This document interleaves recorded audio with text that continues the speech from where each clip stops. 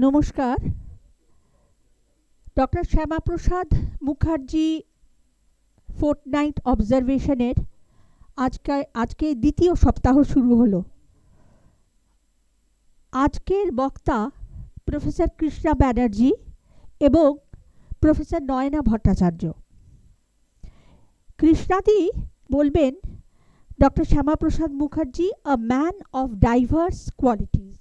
উনি আগেই বলেছেন যে ওনার ল্যাপটপের দরকার নেই, পাওয়ার পয়েন্টেরও দরকার নেই, তবে সবচেয়ে খুশির কথা হচ্ছে গত শনিবার যে আমরা পশ্চিমবঙ্গ দিবস পালন করেছিলাম, তাতে সত্যি কৃষ্ণাদি যেটা বলেছিলেন, যা বলেছিলেন সেটা মানে পাওয়ার পয়েন্টের বাড়া এত সুন্দর, সবাই বলছে যে এত সুন্দর বলছেন, কম্প্যাক্ট, এবং সেটাকে যেন আমরা ভিজুয়ালাইজ করতে পারি। আর কৃষ্ণাদি কালকেই আমাকে বলেছেন যে আমি একদম বেসিক থেকে বলবো, সুতরাং কোনো চিন্তা নেই। সো ওনার বক্তৃতা দিয়েই আমরা আজকের অনুষ্ঠান শুরু করছি। আমরা গভীর আগ্রহে অপেক্ষা করছি কৃষ্ণাদির বক্তৃতা শুনবার জন্য। আমি কৃষ্ণাদিকে আমন্ত্রণ জানাচ্ছি বক্তৃতাটি শুরু করতে। হ্যাঁ, তার আগে আমি আমাদের আইকিউএসসি কনভিনার ডক্টর সৌমিত্র কুণ্ডুকে আহ্বান করব ডক্টর শ্যামাপ্রসাদ মুখার্জির ফটোতে মাল্যদান করতে।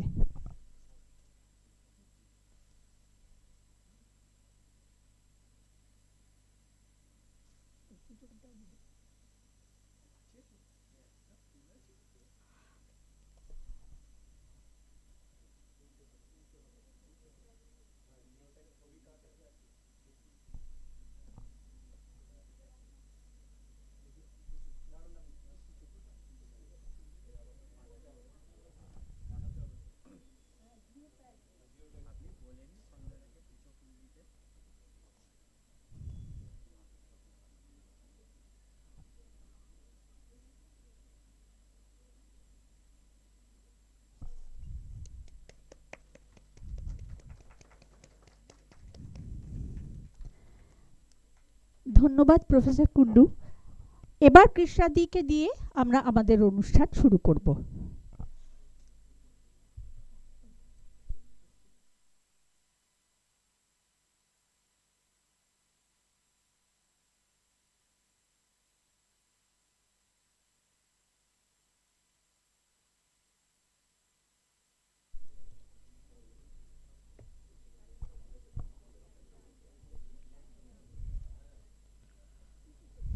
নমস্কার, শুভ অপরাহ্ন। এখানে উপস্থিত আমার সহকর্মীবৃন্দ এবং আদরের ছাত্রছাত্রীরা, এবং এটা একটা অত্যন্ত ভালো বিষয় লক্ষ্য করছি যে ইতিহাসের কোনো ছাত্রছাত্রী নেই, অর্থাৎ তাদের কোনো ইন্টারেস্ট নেই, তারা সব জেনে গেছে, কিন্তু জুলজির অনেক ছাত্রছাত্রী আছে।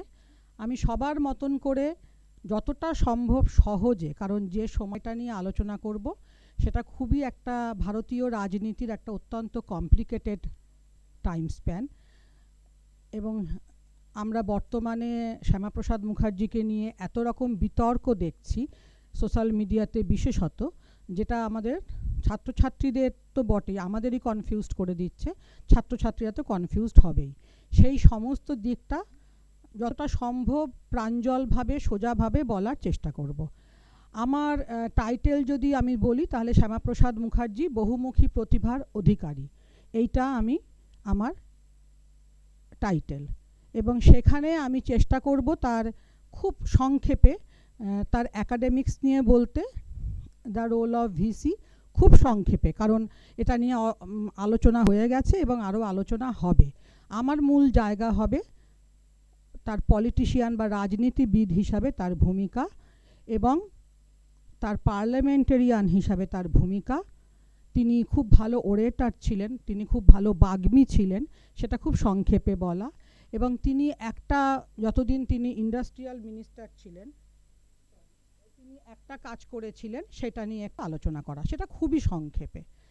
এবার আমরা যদি শ্যামাপ্রসাদ মুখার্জির শিক্ষা জীবন দেখি, পড়াশোনা, তাহলে তিনি ভবানীপুর মিত্র ইনস্টিটিউশন থেকে তিনি তার স্কুল পাশ করেছেন, তারপর প্রেসিডেন্সি কলেজ থেকে তিনি ইংলিশে অনার্স পড়েছেন ফার্স্ট ক্লাস ফার্স্ট, এবং তারপর তিনি বাংলায় MA করেছেন কলকাতা বিশ্ববিদ্যালয় থেকে, সেখানেও তিনি ফার্স্ট ক্লাস ফার্স্ট।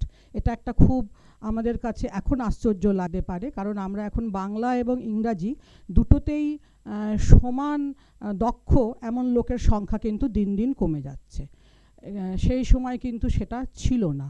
সেই সময় যারা বাংলা লিখতেন অত্যন্ত ভালো, তারা ইংরাজিও লিখতেন খুব ভালো। তাছাড়া তিনি তারপরে ল ডিগ্রি ছিল তার, এবং তারপরে তিনি ইংল্যান্ডে লিঙ্কন কলেজ থেকে ব্যারিস্টারি পাশ করেন। এটা হচ্ছে খুব সংক্ষেপে তার শিক্ষা জীবন। আর যদি ভিসি হিসাবে তার ভূমিকা বলতে হয়, তার স্প্যান হচ্ছে 1934 থেকে 38, অর্থাৎ 34 থেকে 38, মাত্র 4 বছর। বেশি সময় তিনি ছিলেন না, কিন্তু তার মধ্যে তিনি অনেকগুলো বৈপ্লবিক কাজ করেছিলেন। তার মধ্যে একটা হচ্ছে তিনি এগ্রিকালচারের ডিপ্লোমা চালু করেছিলেন, যদিও এই বিষয়ে আমাদের দেশে পথিকৃৎ হচ্ছেন রবীন্দ্রনাথ, যিনি শ্রীনিকেতনে এই চেষ্টাটা করেছিলেন। তার ছেলেকে রথীন্দ্রনাথকে পড়তে পাঠিয়েছিলেন কৃষিবিদ্যা নিয়ে পড়াশোনার জন্য, কারণ ভারত কৃষি প্রধান দেশ। তাছাড়া তিনি আরেকটা কাজ করেছিলেন, যেটা এখন আমরা তার সুফল ভোগ করছি, সেটা হচ্ছে ভার্নাকুলার ল্যাঙ্গুয়েজে তিনি পড়াশোনার ব্যবস্থা করেছিলেন, অর্থাৎ আমার দেশীয় ভাষায় পড়াশোনার ব্যবস্থা করেছিলেন। এছাড়া আরেকটা খুব ইম্পর্টেন্ট কাজ, যারা অনেকেই তাকে স্টঞ্চ ব্রাহ্মণিজমে বিশ্বাস, অর্থাৎ ব্রাহ্মণ্যবাদে বিশ্বাসী একজন লোক হিসাবে দেখেন, তাদের কাউন্টার করে বলা যায় যে তিনি কিন্তু কলকাতা বিশ্ববিদ্যালয় ব্যাকওয়ার্ড ক্লাস, অর্থাৎ যারা তখন শিডিউল কাস্ট শিডিউল ট্রাইব বলে ছিল না, তখন ব্যাকওয়ার্ড ক্লাসই বলা হতো, তাদের জন্য একটা আলাদা হোস্টেল ছিল। সেই হোস্টেলটা তিনি অ্যাবলিশ করে একটা জেনারেল হোস্টেলের ব্যবস্থা করেন। এখন হয়তো আমরা 2026-এ দাঁড়িয়ে খানিকটা বুঝবো, একদম বুঝবো না তা নয়, বাংলায় হয়তো একটু কম বুঝবো, কিন্তু আমরা দক্ষিণ ভারত বা উত্তর ভারতের অনেক জায়গায় গেলে কিন্তু আমরা এই জাতপাতের রাজনীতিটা খুব পরিষ্কার বুঝতে পারি। সেই সময় কিন্তু এটা খুব একটা বৈপ্লবিক কাজ ছিল। এছাড়া তিনি আশুতোষ মিউজিয়াম প্রতিষ্ঠা করেছিলেন, যেখানে তিনি দেশীয় ইতিহাস চর্চা, দেশীয় নৃতত্ত্ববিদ্যা চর্চার তিনি চেষ্টা করেছিলেন। এবং এখন যে আমরা কলেজ কোড, আমাদের কলেজ কোড 432, সেই যে কলেজ কোড, সেই কলেজ কোড তিনি ইন্ট্রোডিউস করেছিলেন, তিনি কারিকুলাম ঠিক করেছিলেন, এবং তিনি সাপ্লিমেন্টারি এক্সামিনেশন তখনই ঠিক করে ফেলেছিলেন, যেটা আমরা এখনও তার ভূমিকা দেখতে পাই। এইটা গেল খুব সংক্ষেপে his role as VC of CU. এবারে আমি তার পলিটিশিয়ান হিসাবে আসব, কিন্তু যদি পলিটিশিয়ান হিসাবে তার ভূমিকাকে আলোচনা করতে হয়, তাহলে হঠাৎ করে কিন্তু আমরা চলে আসতে পারবো না শ্যামাপ্রসাদ মুখার্জিকে। কারণ শ্যামাপ্রসাদ মুখার্জির বিরুদ্ধে যেটা প্রধান অভিযোগই আমি বলবো, সেটা হচ্ছে যে তিনি শুধু হিন্দুদের কথা বলতেন, তিনি হিন্দু সাম্প্রদায়িক ছিলেন। এবং সেই জন্য কিন্তু আমরা ছোটবেলা থেকে যারা ইতিহাস পড়েছি, আমরা কিন্তু শ্যামাপ্রসাদ মুখার্জিকে নিয়ে বইতে কোনো আলোচনা পড়িনি। একেবারে অচ্ছুত করে তাকে রাখা হয়েছিল, তার সাম্প্রদায়িক রাজনৈতিক নেতা হিসাবে একটা ট্যাগ তার গায়ে লাগিয়ে দেওয়া হয়েছিল। তাহলে শ্যামাপ্রসাদ মুখার্জি কি প্রথম এই সাম্প্রদায়িক রাজনীতি করেছিলেন, নাকি তার একটা ব্যাকগ্রাউন্ড ছিল? সেটা যদি আমরা দেখতে চাই, তাহলে কিন্তু আমাদের কংগ্রেসের রাজনীতিতে ফিরে যেতে হবে। 1885-এ আমরা জানি জাতীয় কংগ্রেস প্রতিষ্ঠা হচ্ছে। 1900 অবধি তার নরমপন্থী পর্ব, 1900 থেকে 1907 অবধি বলা যায় তার এক্সট্রিমিস্ট বা চরমপন্থী পর্ব।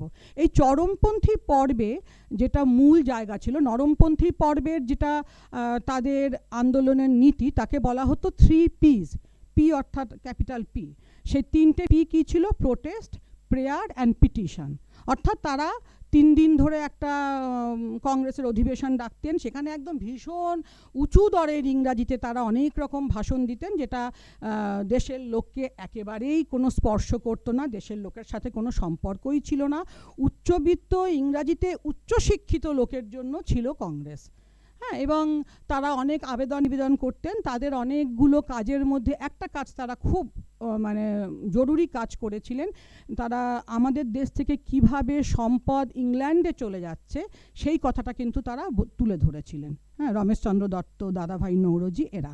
কিন্তু তাদের এই যে সারাক্ষণ ধরে একটা আবেদন নিবেদন নীতি, এবং তারা যেটা বিশ্বাস করতেন যে ব্রিটিশদের একটা গুড সেন্স আছে, ব্রিটিশরা ডেমোক্রেসিতে বিশ্বাস করে, তারাই প্রথম পৃথিবীর ইতিহাসে ডেমোক্রেটিক সিস্টেম চালু করেছিলেন, কাজে তাদের যদি ঠিক মতন করে আমরা আবেদন নিবেদন করতে পারি তাহলে তারা আমাদের কিছু নিশ্চয়ই ভালো ব্যবস্থা করবে। এর প্রতিবাদে এক্সট্রিমিস্ট পর্বটা আসে, চরমপন্থী পর্ব, এবং তারা যেটা অমলেশ ত্রিপাঠী বলছেন যে ব্রিটিশদের যে শ্রেয়মন্যতা মানে আমরা হচ্ছি শ্রেষ্ঠ জাতি, এ ভারতীয়দের উদ্ধার করতে আমরা এসেছি, হোয়াইট ম্যানস বার্ডেন যেটাকে এক কথায় বলা হতো। এই যে শ্রেয়মন্যতা ব্রিটিশদের, তাকে কাউন্টার করতে গিয়ে চরমপন্থীরা ভারতীয় সংস্কৃতিকে টেনে আনছেন, কিন্তু সেই ভারতীয় সংস্কৃতি কিন্তু হিন্দু ভারতীয় সংস্কৃতি। অর্থাৎ সেটা তারা করতে গিয়ে 1206 থেকে আমি যদি শেষ মুঘল সম্রাট 1858 অবধি ধরি, এই 650 বছরের ইতিহাসকে তারা কিন্তু বাদ দিয়ে দিচ্ছে। অথচ সেই সময় আমাদের যেটা ভারতীয় সংস্কৃতি ছিল সেটা কিন্তু হিন্দু ইসলাম একটা সংমিশ্রিত একটা সংস্কৃতি, সাহিত্য বলো, ভাষা বলো, যাই বলো না কেন, আর্কিটেকচার বলো, হ্যাঁ, সব কিছু কিন্তু একটা সংমিশ্রিত সংস্কৃতি। কিন্তু তারা যখন ওই হিন্দু সংস্কৃতিকে টেনে আনছেন, তার ওপরেই জোর দিচ্ছেন। এবং আমরা যদি বাল গঙ্গাধর তিলকের কথা বলি, তাহলে বাল গঙ্গাধর তিলক গণেশ উৎসব করছেন, শিবাজি উৎসব করছেন, এবং শিবাজিকে তিনি ফ্রিডম ফাইটার হিসাবে দেখাচ্ছেন। কার এগেনস্টে ফ্রিডম ফাইট করছেন? না, মুঘলদের এগেনস্টে। অর্থাৎ মুঘলরা ছিল তার, মুঘলদের তিনি বিরোধী, একদম বিদেশি শক্তি হিসাবে দেখাচ্ছেন। এবার অবভিয়াসলি, এবং যখন অরবিন্দ দেশমাতৃকার পুজো করতে বলছেন, বা বিপ্লবীরা যখন গিয়ে দেশমাতৃকার পুজো করছে, আমরা যারা হিন্দু, আমাদের পক্ষে দেশকে মা বলে দেখাটা খুব সহজ, সবাই একটু ভাবলেই আমরা বুঝতে পারি, কারণ আমরা অসংখ্য দেবীর পুজো করি।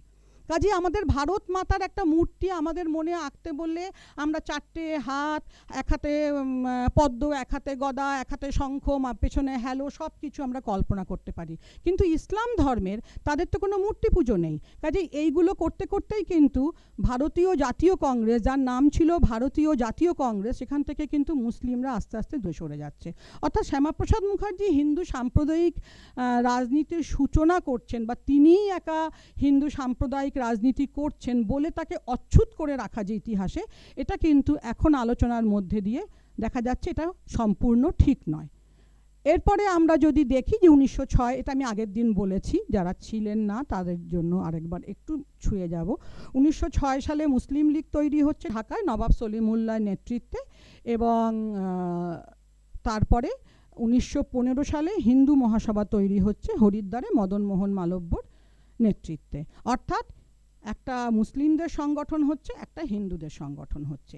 এবারে বলরাজ মাধক, তিনি তার বই পোর্ট্রেট অফ এ মার্টিয়ার, এই বইটা কিন্তু অনেকটাই জনসংঘ ঘেঁষা বই। আমি আগেই বলে দিলাম, এখানে শ্যামাপ্রসাদ মুখার্জির অনেক বড় বড় কোয়ালিটির কথা বলা হচ্ছে, কিন্তু তিনি যেটা বলছেন যে Shyamaprasad Mukherjee played in pre independence days as an educationist, humanitarian, politician, education, parliamentarian and administrator. অর্থাৎ এই রোলগুলোর কথা তিনি বলছেন, যে তিনি একজন শিক্ষাবিদ ছিলেন, তিনি একজন মানবতাবাদী ছিলেন। মানবতাবাদী, যিনি মানবতাবাদী তিনি কিন্তু সাম্প্রদায়িক চেতনা থাকবে এটা কিন্তু ভাবা কষ্ট।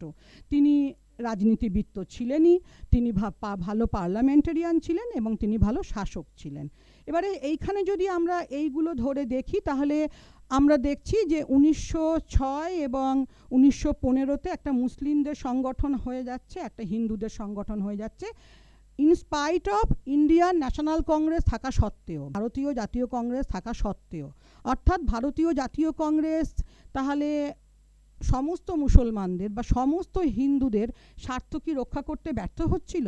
তাই কি এরা আলাদা আলাদা নিজেদের স্বার্থের জন্য সংগঠনের কথা ভাবলো? এবার যদি মুসলিম লীগের সংগঠন নিয়ে প্রথম আলোচনা করি, সেটা আগে তৈরি হয়েছে বলে, তাহলে মুসলিম লীগ কিন্তু প্রথম থেকে সাম্প্রদায়িক ছিল না। হ্যাঁ, মুসলিম লীগ সাম্প্রদায়িক ছিল না, সেখানে অনেক উদার মনস্ক নেতা ছিলেন। আমরা মোহাম্মদ আলী ভাতৃদ্বয়ের কথা বলতে পারি, আমরা জিন্না মোটেও প্রথম দিকে সাম্প্রদায়িক ছিলেন না, আবুল কালাম আজাদ, বদরউদ্দিন তৈয়বজি। কংগ্রেস এই দুটোকেই বারবার তুলে দেখায়, কুমির ছানা দেখানোর মতন, বদরুদ্দিন তৈবজি এবং আবুল কালাম আজাদ। এদের দেখালে শুধু চলবে না, সমস্ত মুসলমানদের রিপ্রেজেন্টেটিভ কংগ্রেস ছিল কিনা এটা একটা বড় কথা। কিন্তু প্রথম দিকে এটা ছিল না। তারপরে কিছু সংস্কার আসছে। সংস্কারগুলো কারা আনছে? ব্রিটিশ সরকার। 1909-এর মর্লেমেন্টো রিফর্মস, যেখানে সেপারেট ইলেকটোরেটের কথা বলা হচ্ছে, হিন্দুদের আলাদা এবং মুসলমানদের আলাদা, এটা বলা হচ্ছে। তারপরে 1919-এর মন্টেগু চেমসফোর্ড, সেখানে বলা হচ্ছে যে প্রদেশে যে সম্প্রদায় সংখ্যাগরিষ্ঠ তার জন্য বেশি আসন সংরক্ষিত থাকবে। এটা একটা মারাত্মক আমাদের পরের রাজনীতির জন্য। তারপর 1935-এর গভর্নমেন্ট অফ ইন্ডিয়া অ্যাক্ট। আমি মূলগুলো বলছি যেটা আলোচনায় লাগবে।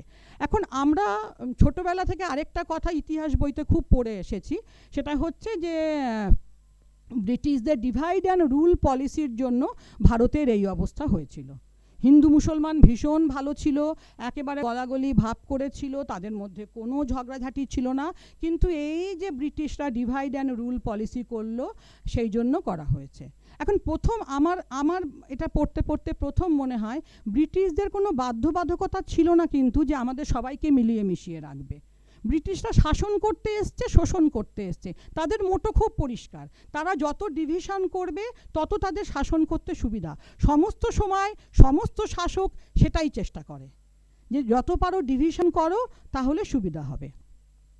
এবং যেটা রবীন্দ্রনাথ বলেছিলেন যে শনি তো প্রবেশ করিবেই, কিন্তু প্রবেশ করিবার ছিদ্র পাইল কোত্থেকা, এটা হচ্ছে সবচেয়ে বড় কথা।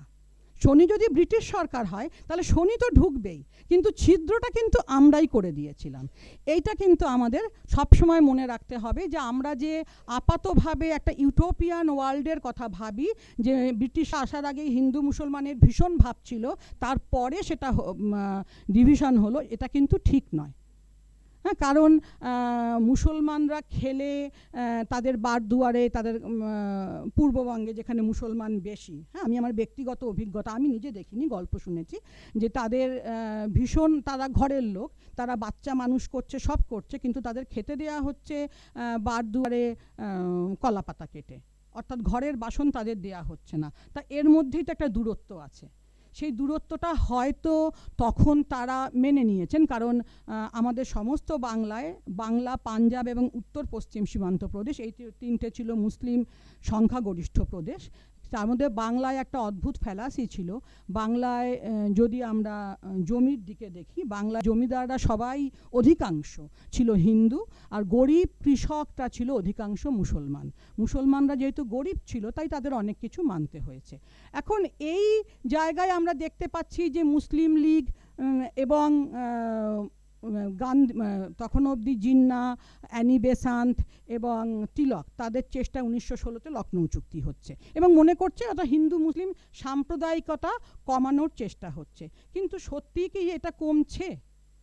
হ্যাঁ, তারপরে সৈয়দ আহমদ খান তো তিনি অনেক দিন আগেই তিনি আলিগড় আন্দোলনের সময় তিনি দ্বিজাতি তত্ত্বের কথা বলে গেছেন। 1857 মহাবিদ্রোহের পরে যখন মুসলমানদের ওপরে ইংরেজরা ভীষণ ক্ষুব্ধ, কারণ তারা মুঘল সম্রাটকে তাদের সম্রাট বলে ঘোষণা করছেন, তখন সৈয়দ আহমদ খান বারবার বোঝানোর চেষ্টা করছে যে শিক্ষার অভাবে মুসলমানরা এই কাজ করছে, মুসলমানরা আসলে ইংরেজদের শত্রু নয়। তারপরে আমি একজন মানুষকে এই সময় না বললে আমাদের উপায় নেই, তাকে আমরা পছন্দ করি না করি, তিনি হচ্ছেন গান্ধীজি। গান্ধীজির 3টে আন্দোলন আমি যদি ধরি, সেদিন আমি শুনছিলাম এখানে একটা আলোচনায় যে 1942-এর আন্দোলনে শ্যামাপ্রসাদ মুখার্জি অংশ নেননি, কারণ গান্ধীজি যেভাবে আন্দোলন প্রত্যাহার করে নিতেন উনি হয়তো বুঝেছিলেন যে এই আন্দোলনও প্রত্যাহার করে নেবেন, কিন্তু এটা খুব যুক্তিসঙ্গত নয়। গান্ধীজির যে 3টে আন্দোলন, তা 3টে আন্দোলনের নাম শুনলেই বোঝা যায় যে গান্ধীজি নিজেকে আস্তে আস্তে কিভাবে পরিবর্তন করছেন। প্রথমটা হচ্ছে অসহযোগ আন্দোলন, শুধুমাত্র বলা হচ্ছে ব্রিটিশদের সঙ্গে আমরা সহযোগিতা করব না, তার বেশিও নয় কমও নয়। তারপরেরটা হচ্ছে আইন অমান্য আন্দোলন, সরাসরি বলা হচ্ছে ব্রিটিশদের আইন আমরা মানব না। তারপরেরটা হচ্ছে ভারত ছাড়ো আন্দোলন, অর্থাৎ ভারত ছেড়ে তোমরা চলে যাও। হ্যাঁ, কিন্তু অসহযোগ আন্দোলনের সঙ্গে গান্ধীজি যুক্ত করেছিলেন খিলাফত আন্দোলন। এই খিলাফত আন্দোলন কি? আমাদের প্রথম বিশ্বযুদ্ধের পরে পরাজিত শক্তিদের সঙ্গে যখন জয়ী শক্তি মিত্র শক্তিরা বিভিন্ন চুক্তি করছে, তখন তুরস্কের সঙ্গে মিত্র শক্তির একটা চুক্তি হচ্ছে, সেভারের চুক্তি। সেই চুক্তিতে তারা বলছেন যে আমাদের খলিফা অর্থাৎ মুসলমানদের ধর্মগুরু তাকে অপমান করা হয়েছে, এবং সেই জন্য ভারতীয় মুসলমানরা খিলাফত আন্দোলন করছে। গান্ধীজি কী করলেন, অসহযোগ আন্দোলনের সঙ্গে খিলাফত আন্দোলনকে জড়িত করলেন, করে তিনি মনে করলেন যে মানে তিনি দেখাতে চাইলেন, ভেতরে মনে করেননি, কিন্তু অনেক রকম দোদুল্যমানতা ছিল তখনকার রাজনীতিবিদদের মধ্যে। তিনি বলছেন যে এই যে আমি হিন্দু মুসলমানকে একই মঞ্চ থেকে আন্দোলন পরিচালনা করলাম, করে আমি মিল করিয়ে দিলাম। কিন্তু যখন তাকে রবীন্দ্রনাথ জিজ্ঞেস করছেন যে আপনি যে বলছেন 1 বছরের মধ্যে স্বরাজ আসবে, স্বরাজ কি সত্যিই আসবে, তখন উনি বলছেন কিন্তু যে না, আমি তো বেশ জানি স্বরাজ আসবে না 1 বছরের মধ্যে। বলছে তাহলে এটা বলছেন কেন? বলছে যাতে বেশি লোক আন্দোলনে অংশ নেয়।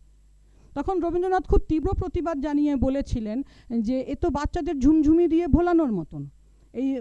এই মানে স্বপ্ন যখন ভেঙে যাবে তখন যে দেশব্যাপী হতাশা আসবে, সেটা কি করবেন? আসলে রবীন্দ্রনাথ ছিলেন কবি, দার্শনিক, তার কোনো রাজনৈতিক বাধ্যবাধকতা ছিল না। কিন্তু আমরা গান্ধীকে মানে গান্ধীকে নিয়েও তাই, কেউ তীব্র অপছন্দ করি মানুষটাকে না বুঝে, আবার কেউ ভীষণ রকম পছন্দ করি, কিন্তু তিনি ছিলেন একজন শুট পলিটিশিয়ান। এই যে খিলাফত আন্দোলন আর অসহযোগ আন্দোলনকে যখন তিনি সংযুক্ত করলেন, একটা ধর্মীয় আন্দোলনকে তিনি জাতীয় আন্দোলনের সঙ্গে সংযুক্ত করে দিলেন। এবং যে মুহূর্তে কামাল পাশা তুরস্কে খলিফা পদটাকে একদম লুপ্ত করে ডেমোক্রেসি এনে ফেললো, সেই মুহূর্তে কিন্তু মুসলমানরা সরে গেল। এবং আমরা আইন অমান্য আন্দোলনে দেখব মুসলমানদের অংশগ্রহণ আরও কম, ভারত ছাড়ো আন্দোলনে প্রায় নেই। তার কারণ হচ্ছে তার মধ্যে মুসলমানরা জাতীয়তাবাদী আন্দোলন থেকে সরিয়ে নিচ্ছে। মৌলানা আবুল কালাম আজাদের উদাহরণ দেখিয়ে লাভ নেই। আমি বলছি সংখ্যাগরিষ্ঠ মুসলমানরা নেই। বেশিরভাগ নেতা যারা অ্যারেস্টেড হচ্ছেন, যেখানে 42-এর আন্দোলনের আগে গান্ধীজি বলছেন যে leave us to God or to anarchy, একদম বলছেন যে আমাদের ভগবানের হাতে ছেড়ে দাও বা আমাদের অরাজকতার হাতে ছেড়ে দাও, কিন্তু তোমরা আমাদের ছাড়ো। এতটা চরম গান্ধীজিকে আমরা দেখিনি। তিনি বলছেন যে যার বিবেক মতন কাজ করবে, এতটা তিনি লাইসেন্স দিয়ে দিচ্ছেন। কিন্তু 42-এর আন্দোলনে এবারে এখানে আবার একটা বিতর্ক, 42-এর আন্দোলনে যেমন শ্যামাপ্রসাদ মুখার্জি যোগ দেননি, সেরকম কিন্তু কমিউনিস্টরাও যোগ দেয়নি। কিন্তু দুজনের যুক্তি, শ্যামাপ্রসাদ মুখার্জির যুক্তি আমরা অ্যাজ সাচ সেরকম কোথাও পাই না, কিন্তু কমিউনিস্টদের যুক্তি ছিল যে যেহেতু ফ্যাসি সরকারের বিরুদ্ধে এরা যুদ্ধ করছে, ফ্যাসিবাদের বিরুদ্ধে যুদ্ধ করছে, এবং সেখানে সোভিয়েত ইউনিয়নও তখন জড়িয়ে গেছে, কাজে আমাদের এখন উচিত না ব্রিটিশদের সঙ্গে অসহযোগিতা করা। যদিও যতই ভারতের স্বাধীনতার কথা হোক, প্রত্যেকেরই নিজস্ব যুক্তি থাকে। এইবারে আমরা দেখব যে 1919-এর মন্টেগু চেমসফোর্ড রিফর্মের পরে বাংলা, পাঞ্জাব এবং উত্তর পশ্চিম সীমান্ত প্রদেশ, 3টে হচ্ছে আমাদের মুসলিম সংখ্যাগরিষ্ঠ প্রদেশ। এবং তখন অবধি জিন্না অসাম্প্রদায়িক, জিন্না বারবার বলছেন হিন্দু মুসলমান ভারত মাতার 2 চোখ, সেই জিন্না পরে পরিবর্তন হয়ে যাচ্ছে, এবং ইউপি বেসড মুসলিম পলিটিক্স চলছে 1920-21 অবধি। হ্যাঁ, কিন্তু উত্তরপ্রদেশে মুসলমান জনগণ ছিল মাত্র 14%, কাজে আইনসভায় কিন্তু মুসলমানদের সংখ্যাগরিষ্ঠতা থাকবে না। তার ফলে এটা 25 থেকে 27-এর মধ্যে shifting to Punjab politics. Mohammad শফির নেতৃত্বে যে পাঞ্জাব রাজনীতি আসছে মুসলিম রাজনীতিতে, তারা ভীষণ সাম্প্রদায়িক। তারপরে জিন্না তো কিছুদিন বাইরে ছিলেন স্ত্রীর চিকিৎসার জন্য, তিনি যখন ফিরে আসছেন তখন তাকে ভারত জাতীয় কংগ্রেস মোটেও মানে দুহাত বাড়িয়ে নিচ্ছে না, লিউকোয়াম রেসপন্স পাচ্ছেন। যদিও তিনি 27-এ সাইমন কমিশন যখন আসছে তখন কংগ্রেসের সঙ্গে থাকছেন, 35-এ নেহেরু রিপোর্ট যখন বেরোচ্ছেন তখনও তিনি বলছেন যে না, এতটা মানে আমাদের কিছু সংশোধন করে এটাকে গ্রহণ করা উচিত, কিন্তু জাতীয় কংগ্রেস কিন্তু তাকে অ্যাকসেপ্ট করছে না। এবং জিন্নার কোনো পলিটিক্যাল বেস নেই, তিনি গুজরাটে জন্মেছিলেন, বম্বে বড় হয়েছেন পাক্কা সাহেবের মতন। তখন তিনি দেখলেন যে আমি যদি সাম্প্রদায়িক না হই তাহলে আমার আর কোনো অস্তিত্ব থাকবে না অ্যাজ এ পলিটিক্যাল লিডার। তখন থেকে কিন্তু জিন্না প্রচণ্ড সাম্প্রদায়িক হয়ে পড়ছেন, এবং আমরা দেখতে পাচ্ছি তখন থেকে হিন্দু মহাসভাও কিন্তু সাভারকারের অধীনে চলে যাচ্ছে। অর্থাৎ দুটো সংগঠনই চরম সাম্প্রদায়িক দুজন লোকের হাতে চলে যাচ্ছে। কাজেই বাংলার কথা আলাদা করে তো আমি বলছি না, কারণ অর্জমা এত ডিটেলসে বলে গেছে। আমি ভারতের পরিপ্রেক্ষিতে ধরছি।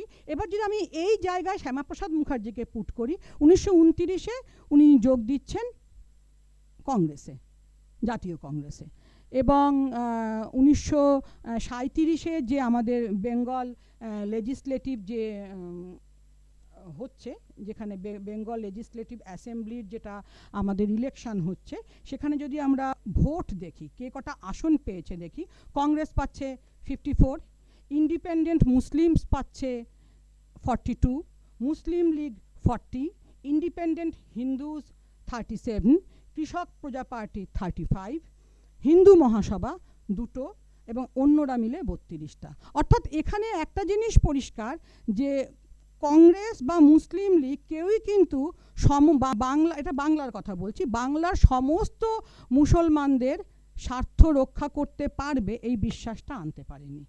এবং ফজলুল হক, কৃষক প্রজা পার্টির ফজলুল হক, তিনি যখন মন্ত্রিসভা গঠন করছেন তখন তিনি কিন্তু আগে কংগ্রেসের কাছেই গেছিলেন, কংগ্রেসের সাথে জোট বেঁধেই তিনি মন্ত্রিসভা গঠন করতে চেয়েছিলেন, কিন্তু কংগ্রেস তাকে ফিরিয়ে দেয়। তখন মুসলিম লীগ যোগ দেয়, এবং এই মুসলিম লীগ যোগ দেওয়াটা বাংলার রাজনীতির পক্ষে ভয়ঙ্কর একটা টার্ন পরে নেবে। এরপরে এবং সেখানে কিন্তু ফিনান্স মিনিস্টার ছিলেন শ্যামাপ্রসাদ মুখার্জি। এবার আবার বলা যেতে পারে যে উনি যদি হিন্দুদের স্বার্থ রক্ষার জন্য এত চিন্তা করেন, তাহলে যে দলে ফজলুল হক প্রধানমন্ত্রী, যে মন্ত্রিসভায়, এবং যেখানে মুসলিম লীগের মতন সাম্প্রদায়িক দল আছে, সেখানে তিনি কেন ফিনান্স মিনিস্টার হতে গেলেন? তাহলে কি তার ক্ষমতার লোভ ছিল? এই প্রশ্নটা স্বাভাবিক উঠতেই পারে। তার কাউন্টার করে বলা যায় যে তিনি ফিনান্স মিনিস্টারের পদ নিয়েছিলেন যাতে বাংলার অর্থনীতিতে হিন্দুদের ক্ষতি না হয়। এটা আবার তার কাউন্টার হতে পারে। ঠিক যেভাবে আমরা 24-25-এ দেখেছিলাম স্বরাজ্য পার্টি গঠিত হয়েছিল, স্বরাজ্য পার্টি গঠিত হয়েছিল তখন অসহযোগ আন্দোলনের পরে বলা হয়েছিল, গান্ধীজি বলেছিলেন যে কংগ্রেস আইনসভায় অংশ নেবে না। তখন দেশবন্ধু চিত্তরঞ্জন দাস, মতিলাল নেহেরু তারা বলেছিলেন নো চেঞ্জার্স অ্যান্ড প্রো চেঞ্জার্সে ভাগ হয়ে যায়। তারা বলেছিলেন যে না, কংগ্রেস আইনসভায় অংশ নেবে এবং বিরোধিতা করবে। এই বলতে তখন দুটো ভাগে ভাগ হয়ে যায় এবং স্বরাজ্য পার্টি গড়ে, যেটা আইনসভায় থেকে অংশ নেওয়া, বিরোধিতা করা। আমি যদি অংশই না নিই তাহলে তো আমি বিরোধিতাও করতে পারবো না। শ্যামাপ্রসাদ মুখার্জির যারা তাকে যারা অনুসরণ করতে চায় বা তার সপক্ষে যারা বলতে চায়, তারা বলতে পারে যে তিনি এই জন্য ফিনান্স মিনিস্টার হয়েছিলেন। এবার তারপরে আমরা দেখতে পারি যে ভারত 1937-এ সাভারকার এবং গোলওয়ার্কার তারা দুজন বলছেন একটা সেপারেটিস্ট ইলেকশনের কথা বলছে, অর্থাৎ একটা দুটো হিন্দু এবং মুসলমান সম্প্রদায় আলাদা, এর মধ্যে কখনো মিল হবে না। এটা হচ্ছে সাভারকারের কথা, যিনি অত্যন্ত উগ্র হিন্দুত্ববাদী নেতা ছিলেন। হিন্দু মহাসভার পুরো চরিত্রই তিনি চেঞ্জ করে দিচ্ছেন। এবং তার পাল্টা না বলে তখন 1940-এ 23শে মার্চ মুসলিম লীগ তার লাহোর অধিবেশনে পাকিস্তান প্রস্তাব আনছেন, এবং সেই পাকিস্তান প্রস্তাবটা আনছেন কিন্তু ফজলুল হক, যিনি তখন বাংলার মন্ত্রিসভার প্রধানমন্ত্রী।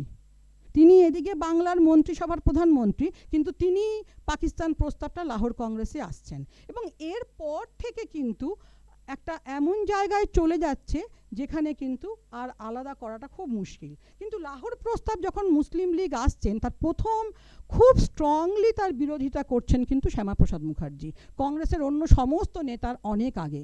এবং তিনি সেখানে Surma valley and Shillong hill district Hindu কনফারেন্সে সভাপতির ভাষণে বলছেন যে আমাদের সামনে অনেক সমস্যা, কিন্তু তার মধ্যে একটা প্রধানতম সমস্যা পাকিস্তান তৈরির যে প্রস্তাব, এটাকে আমরা ব্রাশড আউট করে দিতে পারি না, এটাকে আমরা দূরে সরিয়ে দিতে পারি না। আমাদের ইউনিফিকেশন অফ ইন্ডিয়ার জন্য আমাদের সবাইকে একসঙ্গে হতে হবে। এবং তারপরে তিনি কিন্তু অনেক সভা সমিতি করছেন অখণ্ড ভারতের জন্য, অর্থাৎ তখনও কিন্তু তিনি ভারত বিভাজন হবেন এবং বাংলাও বিভক্ত হবে, এ কথা তিনি তখনও ভাবেননি। 40-41-এর কথা বলছি।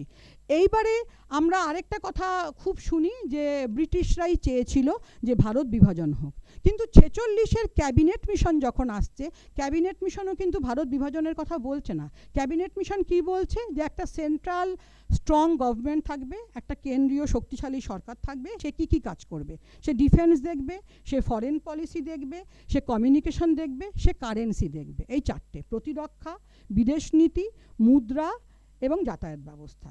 আর তার নিচে তিনটে প্রভিন্সিয়াল গ্রুপ থাকবে।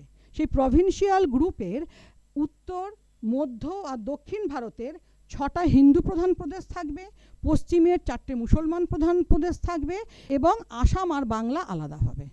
এইখান থেকে কিন্তু বাঙালি হিন্দুরা খুব ভয় পেয়ে গেল। তাদের মনে হলো যে বাংলাকে যদি আসামের সঙ্গে যোগ করে একটা অখণ্ড করা যায়, তাহলে মুসলিম লীগের শাসনই থাকবে, এবং এই ভয়টা কিন্তু খুব একটা অমূলক ছিল না। এদিকে শ্যামাপ্রসাদ মুখার্জি 1931-এ জয়েন করছেন হিন্দু মহাসভা। 1939-এ তিনি হিন্দু মহাসভার ওয়ার্কিং প্রেসিডেন্ট হচ্ছেন, এবং 1943 থেকে 1947-এ তিনি অখিল ভারতীয় হিন্দু মহাসভার প্রেসিডেন্ট হিসাবে কাজ করছেন। অর্থাৎ তিনি হিন্দু মহাসভায় একদম উঁচু পদে চলে যাচ্ছেন, যেটা কিন্তু তিনি কংগ্রেসে পাননি। সেখানে সেই আমি ম্যাডাম যেদিন বলছিলেন, সেদিন অন্নদা শঙ্কর রায়ের সঙ্গে ওনার যে চিঠিপত্র, সেটার কথা বলছিলাম, যে অন্নদা শঙ্কর রায় বলছেন, তুমি এত ভালো পলিটিশিয়ান, এত ভালো পার্লামেন্টারিয়ান, তুমি কেন কংগ্রেসের সঙ্গে থাকছো না? তখন উনি বলছেন যে কংগ্রেসে উঁচু পদে যেতে গেলে অনেক কষ্ট করতে হবে, সেখান থেকে হিন্দু মহাসভায় উঁচু পদে যাওয়াটা অনেক সোজা। এবং তারপরে আমরা দেখতে পাচ্ছি যে সিরিজ অফ রায়োটস, 41-এর ঢাকা এবং 46-এর ক্যালকাটা কিলিং, নোয়াখালী, ত্রিপুরা, যেটা সম্পূর্ণ বিশ্বাসটাকে ভেঙে দিচ্ছে। তার মধ্যে 43-র ভয়ঙ্কর ফেমিন দুর্ভিক্ষ হচ্ছে, যেখানে দেখা যাচ্ছে যে ফজলুল হক বেছে বেছে মুসলমানদের ত্রাণ দিচ্ছে। এটাও ডিটেলসে যাব না, সেদিন অর্জমা বলেছে। এবং তখন কংগ্রেসও মনে করছে তাহলে আমাদেরও উচিত হচ্ছে, কিরণ শঙ্কর রায় আরও যারা ছিলেন তারা, তখন বাংলা কংগ্রেস খুবই দুর্বল, তারা মনে করছেন যে তাহলে আমরাও বেছে বেছে হিন্দুদের ত্রাণ দেব। অর্থাৎ ত্রাণ ব্যবস্থা নিয়ে আমরা এখন যেমন দলাদলি দেখি, তখনও সেই দলাদলিটা কিন্তু ছিল না তা না, সেখানেও একটা অবিশ্বাস চলে আসছে। এবার এই যে আমরা ক্যালকাটা কিলিং কথাটা খুব শুনি, খুব বইতে পড়ি, ক্যালকাটা কিলিংয়ের ব্যাকগ্রাউন্ডটা কি? খুব ছোট করে বলতে গেলে 46-এর নির্বাচন হলো, মানে মাঝখানে কোনো নির্বাচন আমাদের প্রদেশগুলোতে বা কেন্দ্রে কোনো নির্বাচন হয়নি, কারণ দ্বিতীয় বিশ্বযুদ্ধ চলছিল, ব্রিটিশ সরকার কোনো নির্বাচন করা হয়নি। 46-এর নির্বাচনের পরে অন্তর্বর্তীকালীন ইন্টারিম গভর্নমেন্ট তৈরি হলো, সেখানে কংগ্রেসকে ডাকা হলো। কংগ্রেসই সবচেয়ে বেশি সিট পেয়েছিল, কেন্দ্রে আমি বলছি, বাংলায় নয়। কংগ্রেস সবচেয়ে বেশি সিট পেয়েছিল, কংগ্রেসকে ডাকা হলো। কংগ্রেসকে কেন ডাকা হলো? তার প্রতিবাদে মোহাম্মদ আলী জিন্নাহ, মুসলিম লীগ, এই মন্ত্রিসভায় যোগ দিলেন না, এবং 1946-এর 16ই আগস্ট তিনি ডিরেক্ট অ্যাকশন ডে ঘোষণা করলেন, প্রত্যক্ষ সংগ্রাম দিবস। এবং সেখানে ক্যালকাটা কিলিংটা একটা ভয়ঙ্কর হয়েছিল। এবং আমরা যতই ইতিহাসকে ধুলো চাপা দেওয়ার চেষ্টা করি, সেখানে কিন্তু মারা গেছিল বেশি হিন্দুরাই, এটা কিন্তু ঠিক কথা, মারা গেছিল বেশি হিন্দুরাই। তারপরে নোয়াখালী দাঙ্গার কথা ভাবলেই আমাদের মনে হয়, আমরা অনেকেই খুব সরলীকরণ করে আমরা মনে করি যে গান্ধীজি চাইলে ভারত ভাগ আটকাতে পারতেন। কিন্তু যখন ভারত ভাগ নিয়ে কথা হচ্ছে, বল্লভভাই প্যাটেল, নেহেরুর সঙ্গে এই দুজনই এবং জিন্নাহ, এই তিনজন যখন কথা হচ্ছে, তখন গান্ধী কোথাও নেই, গান্ধী দিল্লিতেই নেই। গান্ধী তখন একক বৃদ্ধ একজন মানুষ, নোয়াখালীতে তিনি দাঙ্গা আটকাতে যাচ্ছেন, পারছেন না হয়তো পুরোটা, কিন্তু যাচ্ছেন। তিনি কলকাতায় এসে বেলেঘাটাতে তিনি প্রার্থনা সভার আয়োজন করছেন, তিনি বারবার বলছেন দুই সম্প্রদায়ের মধ্যে শুভবুদ্ধির উদয় হোক। কিন্তু যেখানে একবার হিংসা ঢুকে গেছে, সেখানে গান্ধীর ওই অহিংসার বাণী শোনার মতন অবস্থায় আর কেউ ছিল না। এবং শেষ পর্যন্ত শ্যামাপ্রসাদও বুঝতে পারছেন যে অখণ্ড বাংলার চেয়ে লাভ নেই। যদিও 1946-এ শরৎচন্দ্র বসু এবং সোহরাওয়ার্দী অখণ্ড বাংলার কথা বলছেন, এরকম একটা প্রস্তাব আসছে যে 3টে ভাগ হবে, ভারত, পাকিস্তান এবং বাংলা আলাদা আলাদা একটা রাষ্ট্র হবে। কিন্তু তখন বোঝা যাচ্ছে যে বাংলা আলাদা রাষ্ট্র হলে সেটা আদৌ ভালো হবে না। সেই জন্য আমি 1946-এর, বোর হয়ে যাচ্ছে, 1946-এর বেঙ্গল প্রভিন্সিয়াল অ্যাসেম্বলির ইলেকশনের সিটটা একটু বলছি। মুসলিম লীগ 114টা, ইন্ডিয়ান ন্যাশনাল কংগ্রেস 86টা, ইন্ডিপেন্ডেন্ট হিন্দু 13টা, তার আগে 42টা ছিল, ইন্ডিপেন্ডেন্ট মুসলিমস 9টা, তার আগে 32টা ছিল, কমিউনিস্ট পার্টি 3টে, হিন্দু মহাসভার কোনো ভোট নেই, অর্থাৎ হিন্দু মহাসভার বাংলার রাজনীতিতে তখনও কোনো প্রভাব নেই, পরেও ছিল না, এবং আদার্স 26। এখানে খুব ইম্পর্ট্যান্ট হচ্ছে 114। অখণ্ড এটা তো অখণ্ড বাংলা, অখণ্ড বাংলায় কিন্তু মুসলিম লীগ 114, 40 থেকে 114, প্রায় 3 গুণ। অর্থাৎ তখন যদি অখণ্ড বাংলা হতো তাহলে মুসলিম লীগ মিনিস্ট্রি তৈরি হতো, এবং সেখানে আমরা যদি জয়া চ্যাটার্জির বেঙ্গল ডিভাইডেডের কথা ধরি, তাহলে আমরা এই কথা বলবো যে সেখানে আমাদের হিন্দু নেতারা ভেবেছিলেন যে তারা মন্ত্রিত্ব পাবেন না, তারা নিজেরা মন্ত্রী পাওয়ার জন্য এটা করেছিলেন। কিন্তু আমরা যদি নেহেরুর বই পড়ি, নেহেরু আশঙ্কা প্রকাশ করেছিলেন, প্যাটেল তো হিন্দুত্ববাদী, সফট হিন্দুত্ববাদী নেতা ছিলেনই, প্যাটেল আশঙ্কা প্রকাশ করেছিলেন, কিন্তু নেহেরুর মতো সোশ্যালিস্ট সেকুলার নেতাও আশঙ্কা প্রকাশ করেছিলেন যে অখণ্ড বাংলা যদি হয় তাহলে সেই বাংলা কিন্তু পাকিস্তানের সঙ্গে মিলে যাবে, কারণ দুটো মুসলিম লীগের অধীনে কান্ট্রি একসাথে হয়ে যাবে। তাহলে কিন্তু আমাদের হিন্দুদের এই পুরো জায়গাটা কিন্তু ধরতে হবে, শুধু একটা ভোট দিয়ে ধরলে শ্যামাপ্রসাদকে বোঝা যাবে না। এই পুরো জায়গাটা কিন্তু তখন কিন্তু এই আশঙ্কাটা হিন্দু বাঙালিদের মধ্যে চলে এসেছিল, এবং তখন কিন্তু আমরা দেখতে পাচ্ছি শুধু শ্যামাপ্রসাদ মুখার্জি তো চিঠি পাঠাচ্ছেনই, প্রচুর চিঠি পাঠাচ্ছেন, তিনি কংগ্রেসে প্রচুর চিঠি পাঠাচ্ছেন, তিনি মাউন্টব্যাটেনের সেক্রেটারির কাছে প্রচুর চিঠি পাঠাচ্ছেন, কিন্তু শুধু তিনি পাঠাচ্ছেন না, তখন আমরা দেখছি হাইকোর্টের উকিলরা, ব্যারিস্টাররা সবাই বাংলা ভাগের জন্য বলছেন, এবং এই একটা বিষয়ে কিন্তু বেঙ্গল কংগ্রেস এবং হিন্দু মহাসভা ঐক্যমত। কংগ্রেসও কিন্তু চাইছে এখন বাংলা ভাগ হয়ে যাক, না হলে যে আমি জানি না, ইতিহাস তো স্পেকুলেশন শেখায় না, কাজে আমি জানি না যে আলাদা বাংলা হলে কি হতো, কিন্তু তখনকার নেতারা যে ভয়টা পেয়েছিলেন সেটা যে অমূলক ছিল না, এটাই আমি বলতে চাইছি। কি হতো আলাদা যদি অখণ্ড বাংলা হতো, সে ভারতের সঙ্গে মিশতো না পাকিস্তানের সঙ্গে মিশতো আমি জানি না, এবং জিন্নার একটা প্রচণ্ড বড় দাবি ছিল যে তার কলকাতা চাই। কলকাতার জন্য জিন্না প্রায় লাগাতার তার দাবি জানিয়ে গেছে, এবং তার একমাত্র বিরোধিতা করেছে কিন্তু শ্যামাপ্রসাদ মুখার্জি। শ্যামাপ্রসাদ মুখার্জির একটি বক্তব্য ছিল, যদি কলকাতায় চলে যায় তাহলে আমরা বাংলা ভাগ করেই বা কী করব, আমাদের থাকবে কি, কারণ ওদের কিন্তু ঢাকা আছে। আমি আমার বলা উচিত নয়, ওদের বলে ফেললাম, কিন্তু আমি দুটো ভাগের ক্ষেত্রে বলছি। কলকাতার জন্য জিন্না প্রচুর দাবি করেছেন, এবং তখন নেহেরু এবং প্যাটেল মাউন্টব্যাটেনকে বলেছেন পাঞ্জাবও ভাগ হোক, বাংলাও ভাগ হোক, কারণ কলকাতা দিয়ে দিলে আমরা যদি আজকে কলকাতা ছাড়া থাকতাম তাহলে আমাদের থাকতো কি, আমাদের তো কিছু থাকতো না। আমাদের কলকাতা বিশ্ববিদ্যালয়, কলকাতা মেডিকেল কলেজ থেকে আরম্ভ করে প্রেসিডেন্সি কলেজ সব তো কলকাতায়।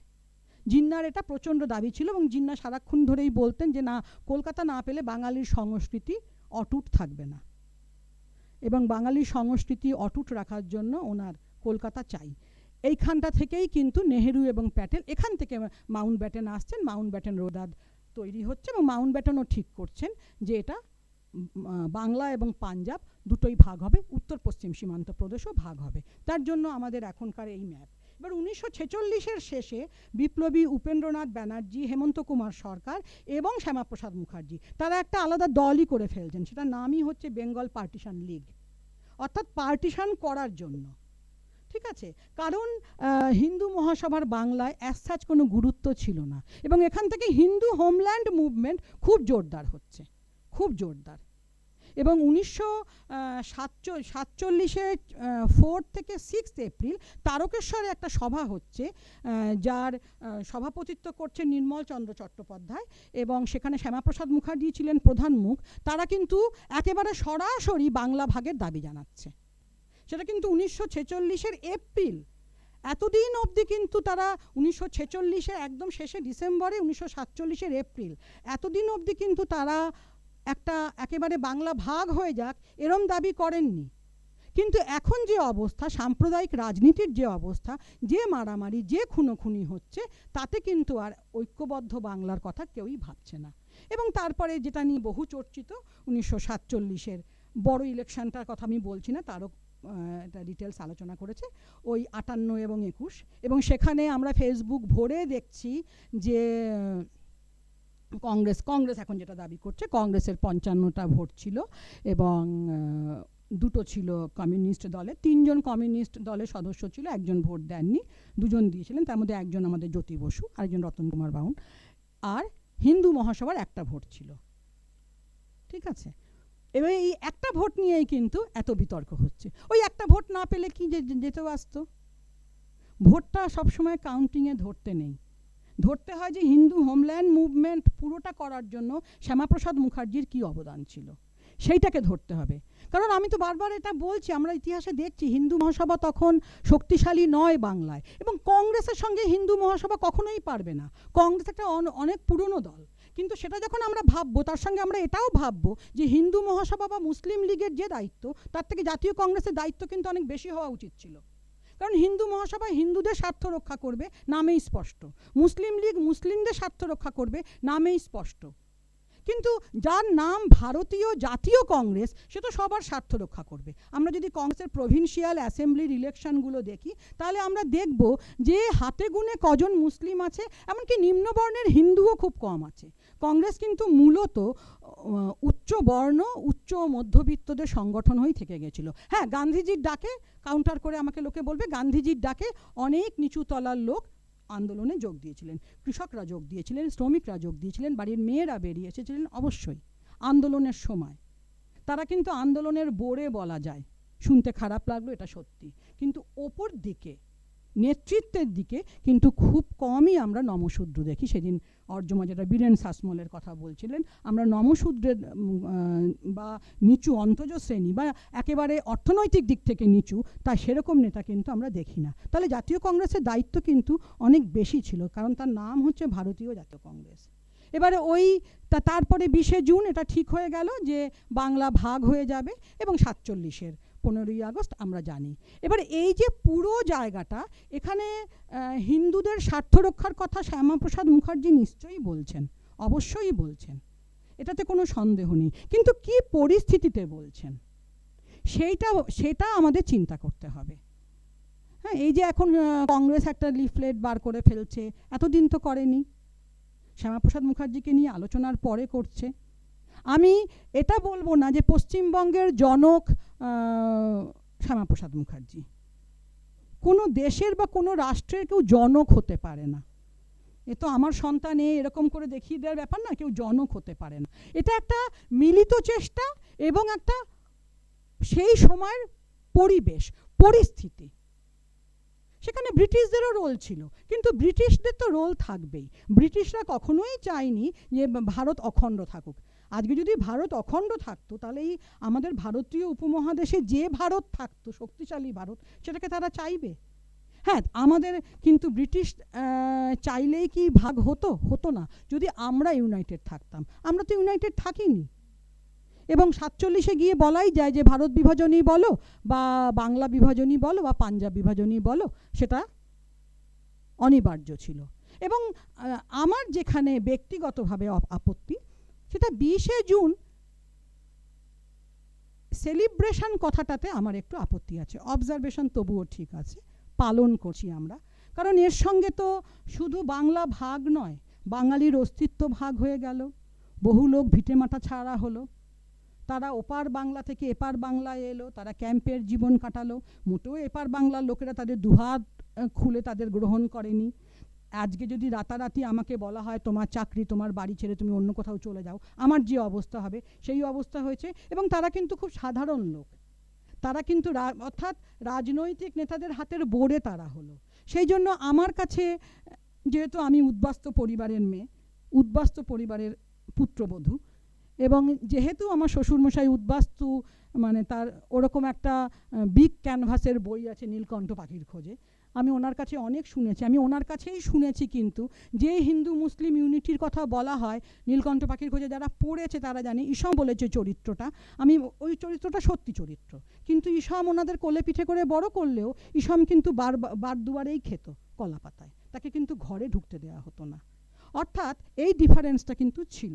ঠাকুরবাড়ি ব্যানার্জি, ঠাকুরবাড়ির ভেতরে আমরা ঢুকবো না। কাজেই কিন্তু আমি তো ওনার মানে ওনার কেন, অনেক লোকের, আমরা যদি মিহির সেনগুপ্তের বিষাদ বৃক্ষ পড়ি তাহলেও আমরা দেখব, বা আমরা প্রফুল্ল রায়ের কেয়া পাতার নৌকা পড়ি, যে মানে অমানসিক কষ্ট তারা করেছেন সেটাও কিন্তু আমাদের মনে রাখতে হবে। এবং তার সঙ্গে বাংলার অর্থনীতিতেও খুব বড় ধাক্কা এসেছিল। বাংলা ভাগের ফলে আমাদের যে জুট ইন্ডাস্ট্রি আস্তে আস্তে নষ্টই হয়ে গেল। পাট ক্ষেতগুলো তো ছিল ওপার বাংলায়, কাঁচামাল তো নেই, ইন্ডাস্ট্রি চলবে কি করে? এবং তারপরে এই উদ্বাস্তু সমস্যা, এবং যে সাহায্য কেন্দ্রীয় সরকার পাঞ্জাবকে করেছে সেটা কিন্তু বাংলাকে করেনি। তার ফলে এই রিফিউজি প্রবলেম, রিফিউজিদের দেখে লোকে বিরক্ত, হ্যাঁ, যে উড়ে এসে জুড়ে বসেছে। এটা বলার সময় কেউ ভাবছে না যে কেউ ইচ্ছা করে নিজের দেশ ছেড়ে উড়ে এসে জুড়ে বসে না, কারণ তার ভাতে যখন টান পড়বে তখন আর মানবিকতা থাকে না।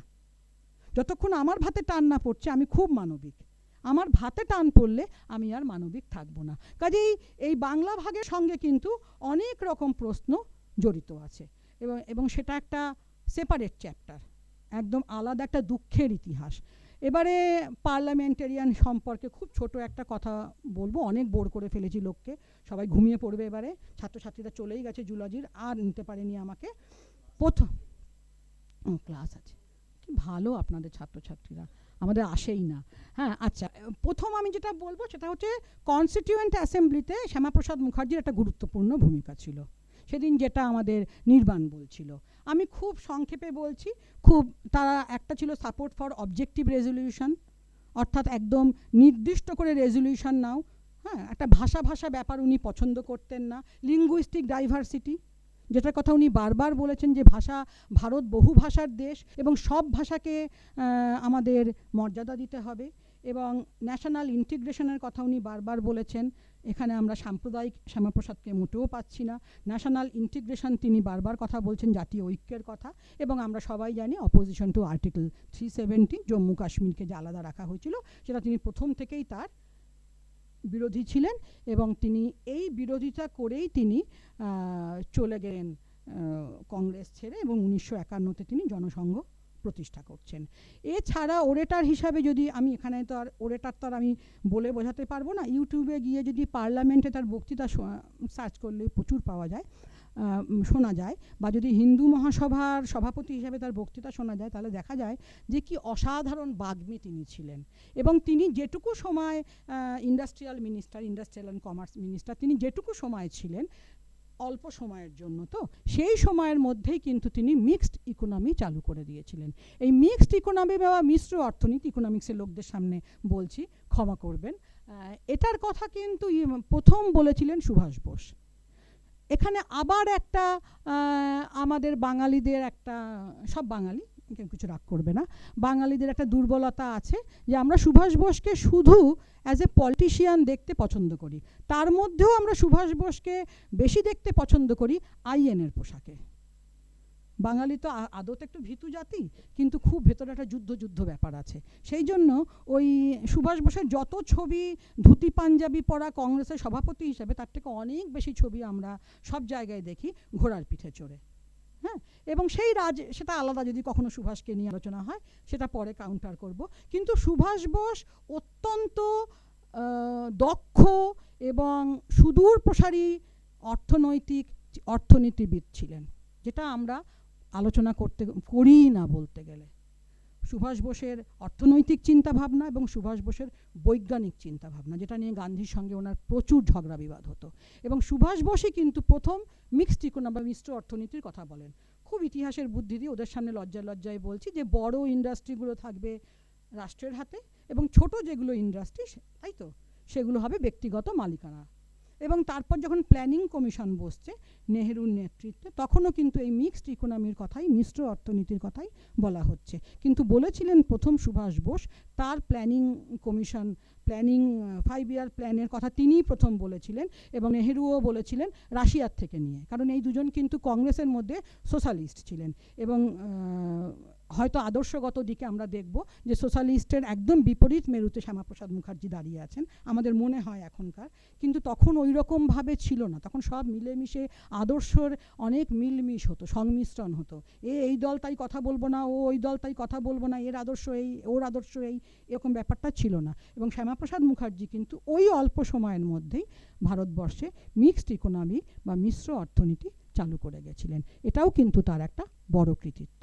ধন্যবাদ এতক্ষণ ধৈর্য ধরে শোনার জন্য। পাওয়ার পয়েন্টও নাই, কিচ্ছু নাই আমার। আরেকজন বলবে, তারপরে জিজ্ঞেস করবে। লিখে রাখুন, আপনি ভুলবেন না। জয়েন করার পর থেকে বাবরের বাবার নাম জিজ্ঞেস করে আসছেন। ধন্যবাদ প্রফেসর কৃষ্ণা ব্যানার্জিকে।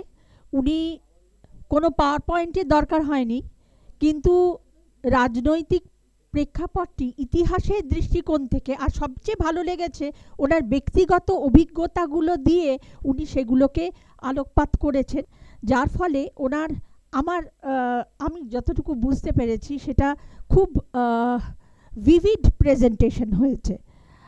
এরপরে প্রফেসর নয়না ভট্টাচার্য, উনি বলবেন ডক্টর শ্যামাপ্রসাদ মুখার্জি তার জীবনী ও তাকে তার শিক্ষা সংস্কারক হিসেবে ডক্টর শ্যামাপ্রসাদ মুখার্জির ভূমিকা। আমি প্রফেসর ভট্টাচার্যকে অনুষ্ঠানটি বক্তৃতাটি শুরু করবার জন্য নিমন্ত্রণ করছি।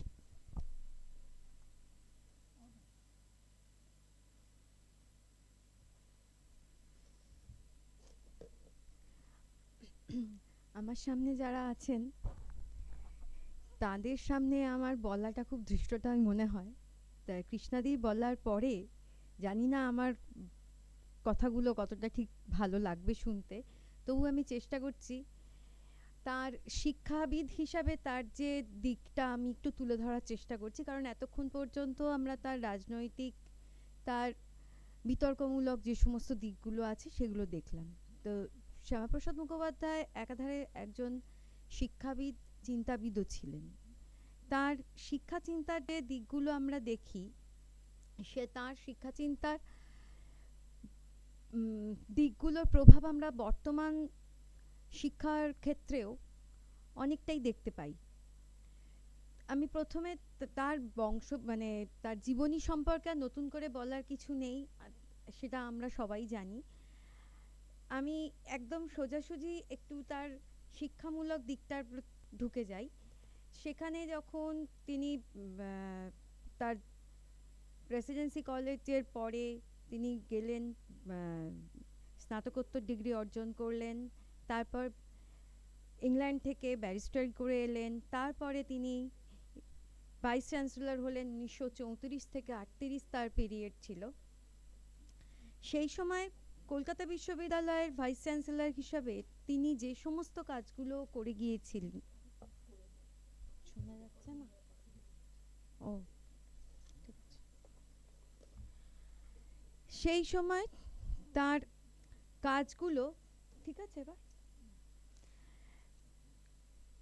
একটা দিগন্তকারী প্রভাব রেখে গেছেন। তিনি যেমন শিক্ষাবিদ, চিন্তাবিদ, সমাজ সংস্কারক, আইনজ্ঞ ছিলেন, বিভিন্ন শিক্ষাবিদ বর্তমান যুগেও তার এই ধারাকে অনুসরণ করে যাচ্ছেন। শ্যামাপ্রসাদ মুখোপাধ্যায় সম্পর্কে আমরা বিভিন্ন শিক্ষাবিদের যে সমস্ত চিন্তাধারাগুলো দেখতে পাই, তার সম্পর্কে তিনি বলেছিলেন, যেমন ডক্টর বক্সী, শিক্ষাবিদ ডক্টর বক্সী শ্যামাপ্রসাদ মুখোপাধ্যায় বলেছিলেন একজন প্রভাবশালী শিক্ষাবিদ। তিনি উচ্চশিক্ষাকে জাতীয় উন্নয়নের একটা পর্যায়ে নিয়ে যেতে চেয়েছিলেন এবং তার মধ্যে সামাজিক রূপান্তর, উচ্চশিক্ষা এবং সামাজিক রূপান্তর একসঙ্গে তিনি চেষ্টা করেছিলেন যে উচ্চশিক্ষার মধ্যে দিয়েই সামাজিক রূপান্তরটা ঘটতে পারে। তিনি চেষ্টা করে, তার যে মতে ডক্টর বক্সী বলেছিলেন শ্যামাপ্রসাদ মুখোপাধ্যায় সম্পর্কে যে শিক্ষা প্রশাসনের আধুনিকীকরণ এবং শিক্ষার সুযোগ সম্প্রসারণের চেষ্টা একমাত্র তার শিক্ষার চিন্তার মধ্যে দিয়েই আমরা দেখতে পাই। আধুনিকীকরণ শিক্ষার একটা দিক, কারণ তারপরে যখন ডক্টর সিং এলেন তিনি বললেন শ্যামাপ্রসাদ মুখোপাধ্যায় শুধুমাত্র আধুনিকীকরণ নয়, তিনি সাংস্কৃতিক চেতনার একটা বুদ্ধিবৃত্তিক ঐকর্ষকে এখানে তুলে ধরেছিলেন। তার কারণ এই বুদ্ধিবৃত্তিক ঐকর্ষ বলতে তিনি বলতে চেয়েছিলেন যে সভ্যতার যে ঐতিহ্য এবং তার সাথে বৈজ্ঞানিক অগ্রগতিকে এক করে দিতে হবে, তাহলেই সেই সঙ্গে সমাজের একটা রূপান্তর আসবে এবং সমাজ আমাদের অগ্রগতির পথে আরও এগোবে। তার মতে ছিলেন যে একমাত্র যে কোনো শিক্ষিত জাতি একটা শক্তিশালী দেশ গড়ে তুলতে পারে। তাই সেই কারণে তিনি যখন আমাদের বিশ্ববিদ্যালয়ের ভাইস চ্যান্সেলর হয়ে আসেন, সেই সময় তিনি দুটো ফেজে মানে ছিলেন। মাত্র 33 বছর বয়সে সর্বকনিষ্ঠ ভাইস চ্যান্সেলর তিনি হয়েছিলেন। তার এই সময় একদিকে ভাইস চ্যান্সেলর, তারপরে তিনি আর্টস ফ্যাকাল্টি, সায়েন্স ফ্যাকাল্টির পোস্ট গ্র্যাজুয়েট কাউন্সিলেরও তিনি এই সভাপতিত্ব করেছিলেন, আর্টস ফ্যাকাল্টির ডিন হয়েছিলেন এবং ইন্টার ইউনিভার্সিটি বোর্ডের সদস্য হন ও পরবর্তীকালে চেয়ারম্যানও হয়েছিলেন। উপাচার্য হিসাবে তার যে 4 বছরের সময়কাল, সেই সময়কালে তিনি নতুন অনেকগুলো বিভাগ এবং বিভিন্ন কোর্স চালু করতে চেয়েছিলেন। তার উল্লেখযোগ্য একটা দিক ছিল যে কৃষি শিক্ষার, যেটা কৃষ্ণাদি একটু আগেই বললেন, যে এগ্রিকালচারে তিনি ডিপ্লোমা কোর্স চালু করেছিলেন এবং এই এগ্রিকালচার ডিপ্লোমা কোর্স এর আগে কিন্তু আমাদের কোথাও শুরু হয়নি, যেটার পরবর্তীকালে আমরা কৃষি বিশ্ববিদ্যালয়ের আরও দিকগুলো সম্পর্কে দেখতে পাচ্ছি। আর তারপরে তার আরেকটা কাজ ছিল যে এই সময় তিনি নারী শিক্ষার যে দিকের ওপর মানে গভীর একটা গুরুত্ব দিয়েছিলেন, তার সেই সহায়তায় নারী শিক্ষারই মানে সেই সময় তিনি ডক্টর বিহারীলাল মিত্রের যে তহবিল ছিল, সেই তহবিল থেকে তিনি নারী শিক্ষার একটা পরিকল্পনা করেছিলেন এবং আলাদা একটা কলেজ তৈরি করেছিলেন। সেই কলেজটার যেটা পরবর্তীকালে দিল্লি ইউনিভার্সিটির সঙ্গে অ্যাড করা হয়েছিল। আর স্কুল শিক্ষার ক্ষেত্রে তার একটা গুরুত্বপূর্ণ দিক হচ্ছে টিচার ট্রেনিং, একটা সেকশন তিনি করেছিলেন। কারণ প্রশিক্ষিত শিক্ষক ছাড়া স্কুল এডুকেশনকে এগিয়ে নিয়ে যাওয়া সম্ভব নয়। স্টুডেন্টদের উপযোগী করে শিক্ষা ব্যবস্থাটাকে যদি আমাদের গড়ে তুলতে হয় বা তাদের উপযোগী শিক্ষা যদি আমাদের দিতে হয়, তাহলে টিচারদেরও ট্রেনিং দিতে হবে। ধারাগুলোকে স্টুডেন্টের বয়স অনুযায়ী যে বিকাশের স্তর, সেই অনুযায়ী যে তাদের একটা শিক্ষার ধারা করা উচিত, সেই কারণেই কিন্তু আমাদের এই টিচার্স ট্রেনিংটা দরকার হয়। আর তার আরেকটা কাজ ছিল যেটা তিনি করেছিলেন, ভেকেশন ভিত্তিক একটা কোর্স চালু করেছিলেন।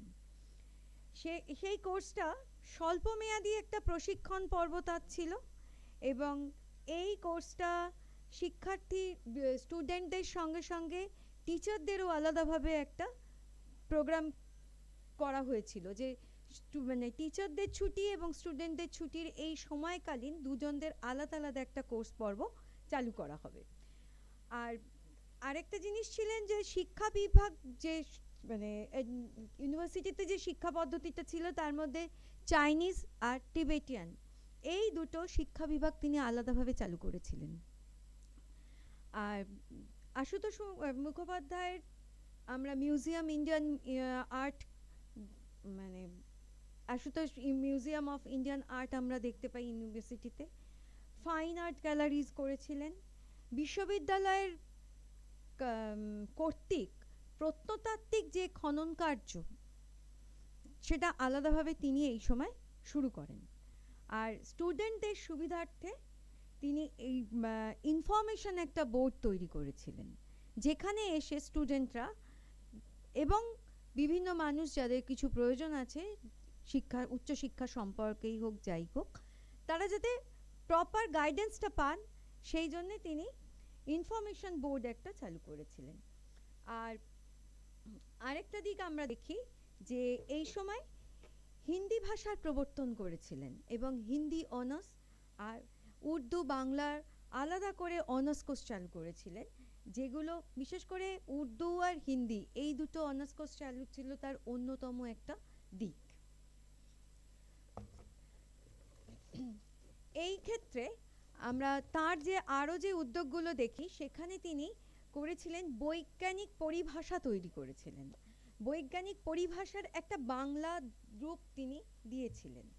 আর শিক্ষার্থীদের সরকারি চাকরির সুবিধার জন্য তিনি পাবলিক সার্ভিস এক্সামিনেশন একটা সেল আলাদা করে তৈরি করেছিলেন। শিক্ষার্থীদের যাতে এই মানে বিভিন্ন চাকরির পরীক্ষায় যাতে তাদের প্রশিক্ষণটা ঠিকভাবে দেওয়া যায়, সেই জন্যেই এই সেলটা তৈরি করেছিলেন এবং এই তার উদ্দেশ্যই ছিল যে শিক্ষার্থীরা তাদের নির্দিষ্ট শিক্ষা শেষ করে বিশেষ এই পরিকল্পিত একটা পরিকল্পনার মধ্যে দিয়ে যাতে তাদের শিক্ষাটাকে বাস্তবায়িত করতে পারেন, সেই উদ্দেশ্যের ভিত্তিতেই কিন্তু তিনি এই দুটি কাজ করেছিলেন।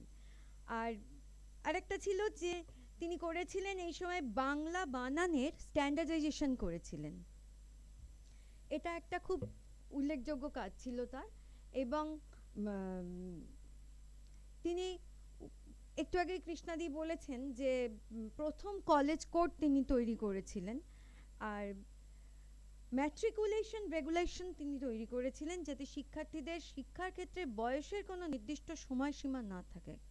শিক্ষার কোনো তো শেষ নেই, তাই সময়সীমা বেঁধে দিলে অনেক মানুষই হয়তো সেই সময়ের মধ্যে করে উঠতে যারা পারবেন না তারা এই সময়টাকে চেষ্টা করবেন, সময়সীমা না থাকলে তারা এটাকে মেটাতে পারবেন। আর তার আরেকটি উল্লেখযোগ্য দিক ছিল যে শিক্ষার্থীদের আলাদা করে সামরিক প্রশিক্ষণ দেওয়া, মানে মিলিটারি ট্রেনিং দেওয়া।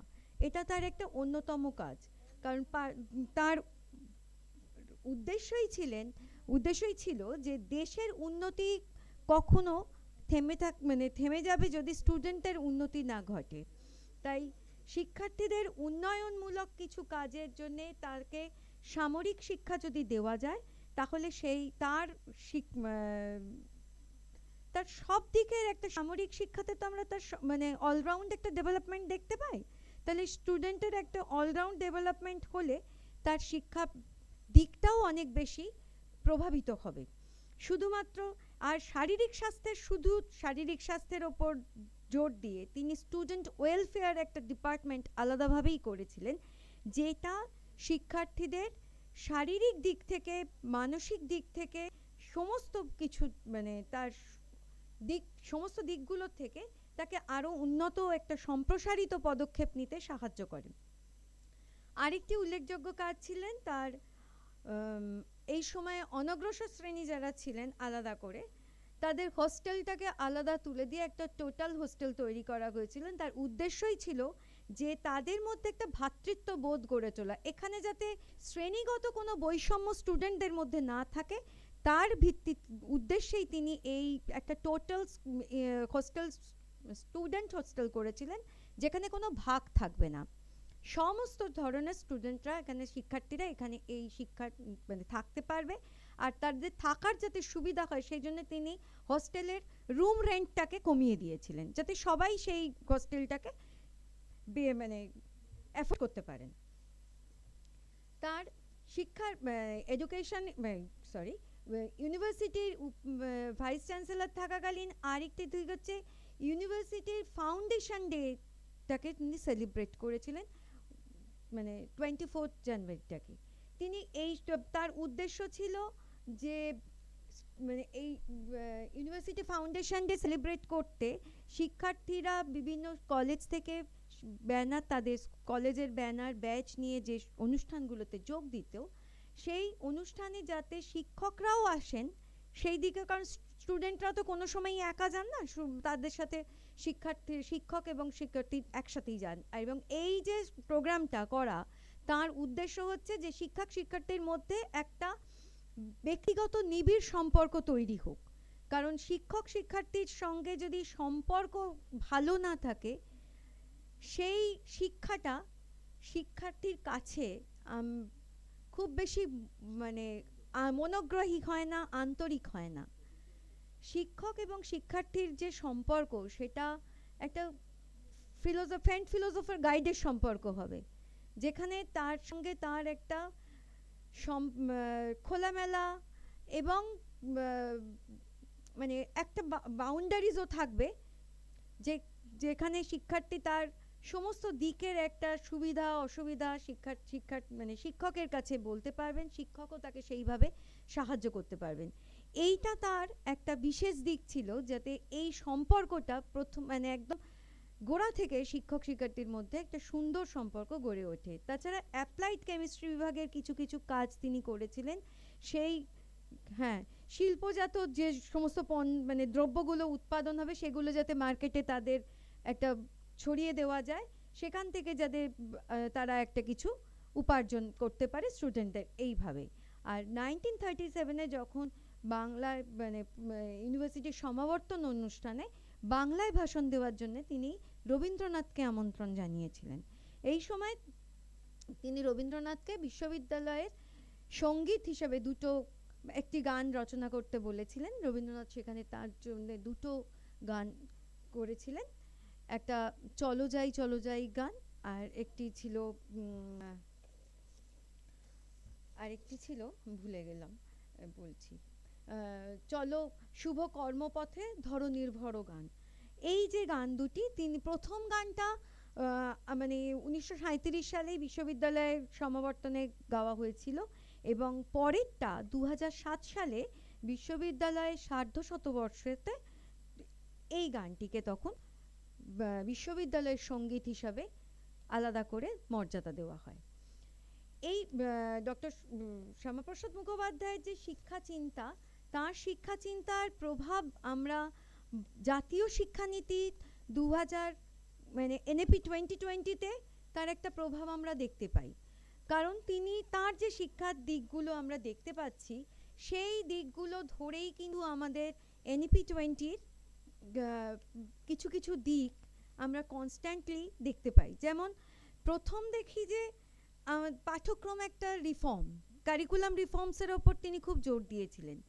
কারণ কারিকুলাম রিফর্মস যদি না থাকে, তাহলে আমাদের সামাজিক যে সমস্ত চাহিদাগুলো, বর্তমান সামাজিক চাহিদার পরিপ্রেক্ষিতে কারিকুলামকে মানে পাঠ্যক্রম পরিবর্তনটা খুব দরকার। পাঠ্যক্রম তো থেমে থাকার বস্তু নয়, সমাজের পরিবর্তনের সঙ্গে সঙ্গে তার একটা পরিবর্তন খুব প্রয়োজন। আমরা শিক্ষার্থীর চাহিদা, তাদের যে সমস্ত ইচ্ছা, সেগুলোকে তো আগে খুব গুরুত্ব দিতাম না। তার মানে প্রাচীন শিক্ষা ব্যবস্থায় আমরা দেখতাম যে শিক্ষার্থীকে জ্ঞানের বোঝ মানে শিক্ষক তার বোঝাটা চাপিয়ে দিতেন। তার যে চাহিদা, সে তার যে ইচ্ছা, তার যে একটা মূল মানে নিজের জিনিস, সে মানে নিজের একটা পছন্দের জিনিস, সেগুলোকে আমরা মানে পাত্তাই দিতাম না। ভাবতাম যে আমি যেটা বলছি সেটাই, কিন্তু তা তো নয়। প্রত্যেক ব্যক্তির একটা নিজস্বতা রয়েছে, তার একটা নিজস্ব চাওয়ার দিক রয়েছে। তাহলে স্টুডেন্টেরও থাকবে, আমরাও যদি থাকি, আমাদের স্টুডেন্ট তো আমাদের সন্তান সম, তাদেরও তো দিকটা আমাদের দেখতে হয়। সেই কারণে পাঠ্যক্রমকে যদি আমি তাদের অনুযায়ী করি, তাহলে তাদের কাছে শিক্ষাটা অনেক বেশি আগ্রহভিত্তিক হয়। তারা তাদের শেখার জানার এবং শেখার ইচ্ছাটাও বাড়ে। কারণ শিক্ষার এই পাঠ্যক্রমের মধ্যে doctor Shyamaprasad Mukherjee scientific, technical এবং ভোকেশনাল এডুকেশনকে খুব বেশি করে গুরুত্ব দিয়েছিলেন। শুধুমাত্র গতানুগতিক শিক্ষায় কিন্তু শিক্ষিত হলেই শিক্ষার মান উন্নয়ন হয় না। তার সঙ্গে ভোকেশনাল মানে বৃত্তিমূলক শিক্ষাকেও যদি আমি যুক্ত করি, তাহলে সেই বৃত্তিমূলক শিক্ষার সঙ্গে শিক্ষিত হয়ে শিক্ষার্থী যদি সেই বৃত্তিটিকে কোনো তার আত্মস্থ করে, তাহলে তার ভবিষ্যৎ দিকটাও গড়ে ওঠে। সেই কারণে শিক্ষামূলক দিকের সঙ্গে তার বৃত্তিমূলক দিকটাকেও যুক্ত করতে হবে, এবং যার সঙ্গে সঙ্গে সমসাময়িক দিকগুলো এবং অর্থনৈতিক বাস্তবতা দুটোকে এক করে চলতে হবে। এই দুটোর সঙ্গে যুক্ত হলেই তবেই একটা শিক্ষা পদ্ধতি এগিয়ে যায়। তার সঙ্গে আরেকটি দিক ছিলেন যে তিনি ভাষা শিক্ষার ওপর খুব জোর দিয়েছিলেন, মাতৃভাষাকে উচ্চশিক্ষার মাধ্যম করতে চেয়েছিলেন। কারণ তার উদ্দেশ্যই ছিল যে মাতৃভাষায় যদি মানে শিক্ষার সুযোগ শিক্ষার্থী পায়, সেই শিক্ষাটা শিক্ষার্থীর কাছে অনেক বেশি আগ্রহভিত্তিক হবে, তার কাছে বোঝার সুবিধা হবে। ভাষার দুরূহতা শিক্ষার্থীর বুঝতে যদি মানে শিক্ষার্থীর কাছে যদি বোধগম্যই না হয়, তাহলে যে কোনো বিষয় তার বুঝতে অসুবিধা হয়। তাই মাতৃভাষা শুধুমাত্র প্রাইমারি কেন, উচ্চশিক্ষার ক্ষেত্রেও মানে প্রাইমারি টু উচ্চশিক্ষা, এই যে স্টেপ মানে পুরো স্টেজটা, এবং গবেষণা স্তরেও পরবর্তীকালে মাতৃভাষাকে তিনি গুরুত্ব দিতে চেয়েছিলেন। এবং এটার ওপর ভিত্তি করেই আমাদের NAP 2020-তেও বর্তমান যে শিক্ষার দিকগুলো, সেখানেও মাতৃভাষাকে কিন্তু অ্যাড করা হয়েছে, যাতে শিক্ষার্থীর কাজ করতে সুবিধা হয় এবং আমাদের শিক্ষার এই গবেষণার কাজের প্রসারতাও আরও বাড়ে। তারপরে তার টিচার্স ট্রেনিং এডুকেশনের যে দিকগুলো আমরা দেখি, টিচার্স ট্রেনিং এর সাথে প্রফেশনাল এডুকেশনকেও বা প্রফেশনাল ডেভেলপমেন্টকেও তিনি গুরুত্ব দিয়েছিলেন। কারণ প্রফেশনাল উন্নয়নের না হলে শিক্ষকদের তার যে পরিধিটা রয়েছে সেটাকে এগিয়ে নিয়ে যাওয়া যাবে না। কারণ শিক্ষকের কিছু না দায়বদ্ধতা থাকে শিক্ষাক্ষেত্রে। তার যে যোগ্য শিক্ষকের যে সমস্ত দিকগুলো রয়েছে, শিক্ষকের তার যে সমস্ত জ্ঞানের ভাণ্ডার আমরা চাই শিক্ষার্থীদের মধ্যে বিস্তার ঘটাতে। তাই তার পেশাগত যে দিকগুলো আমরা দেখি এবং এই পেশাগত দিকের সাথে যদি আমরা তার ট্রেনিংটাকে মানে পেডাগজিক্যাল দিকটাকে যদি অ্যাড করি, তাহলে সেই শিক্ষার ক্ষেত্রটা কিন্তু অনেক বিস্তৃত হয় এবং সেটা অনেক বেশি সায়েন্টিফিক হয়। কারণ সেই ট্রেনিং পর্বে মানে যে দিকগুলো, সেখানে আমরা মেথডিক্যালি আমরা সেই বিষয়গুলোকে শেখাতে পারি।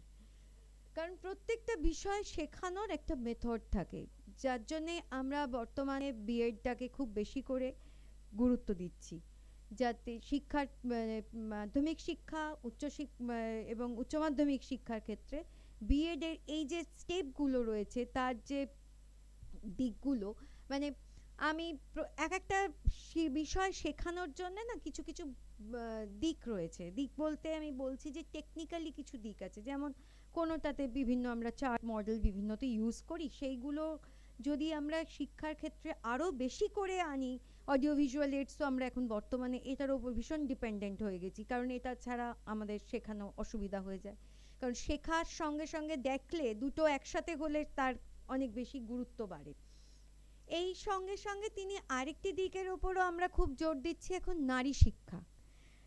শ্যামাপ্রসাদ মুখোপাধ্যায়ের যে দিকটা মানে তিনি তুলে ধরেছিলেন, তিনি বলেছিলেন নারী শিক্ষার সুযোগ সম্প্রসারণ যদি না হয় তাহলে কিন্তু সমাজের উন্নতি হয় না। যে কোনো সমাজেই নারীদেরকে একটা সমান মানে গুরুত্ব দিলে সেই সমানাধিকার, নারী এবং পুরুষের সমানাধিকারকে তিনি খুব বেশি করে গুরুত্ব দিতে চেয়েছিলেন।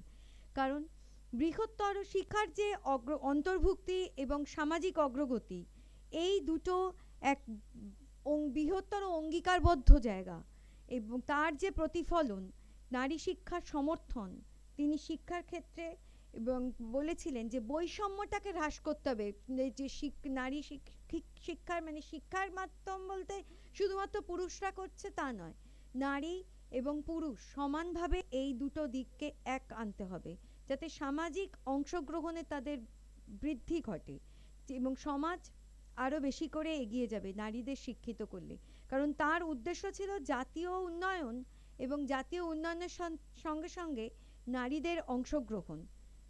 এই দুটো দিক কিন্তু আমরা বর্তমানেও এনইপিতেও দেখতে পাচ্ছি।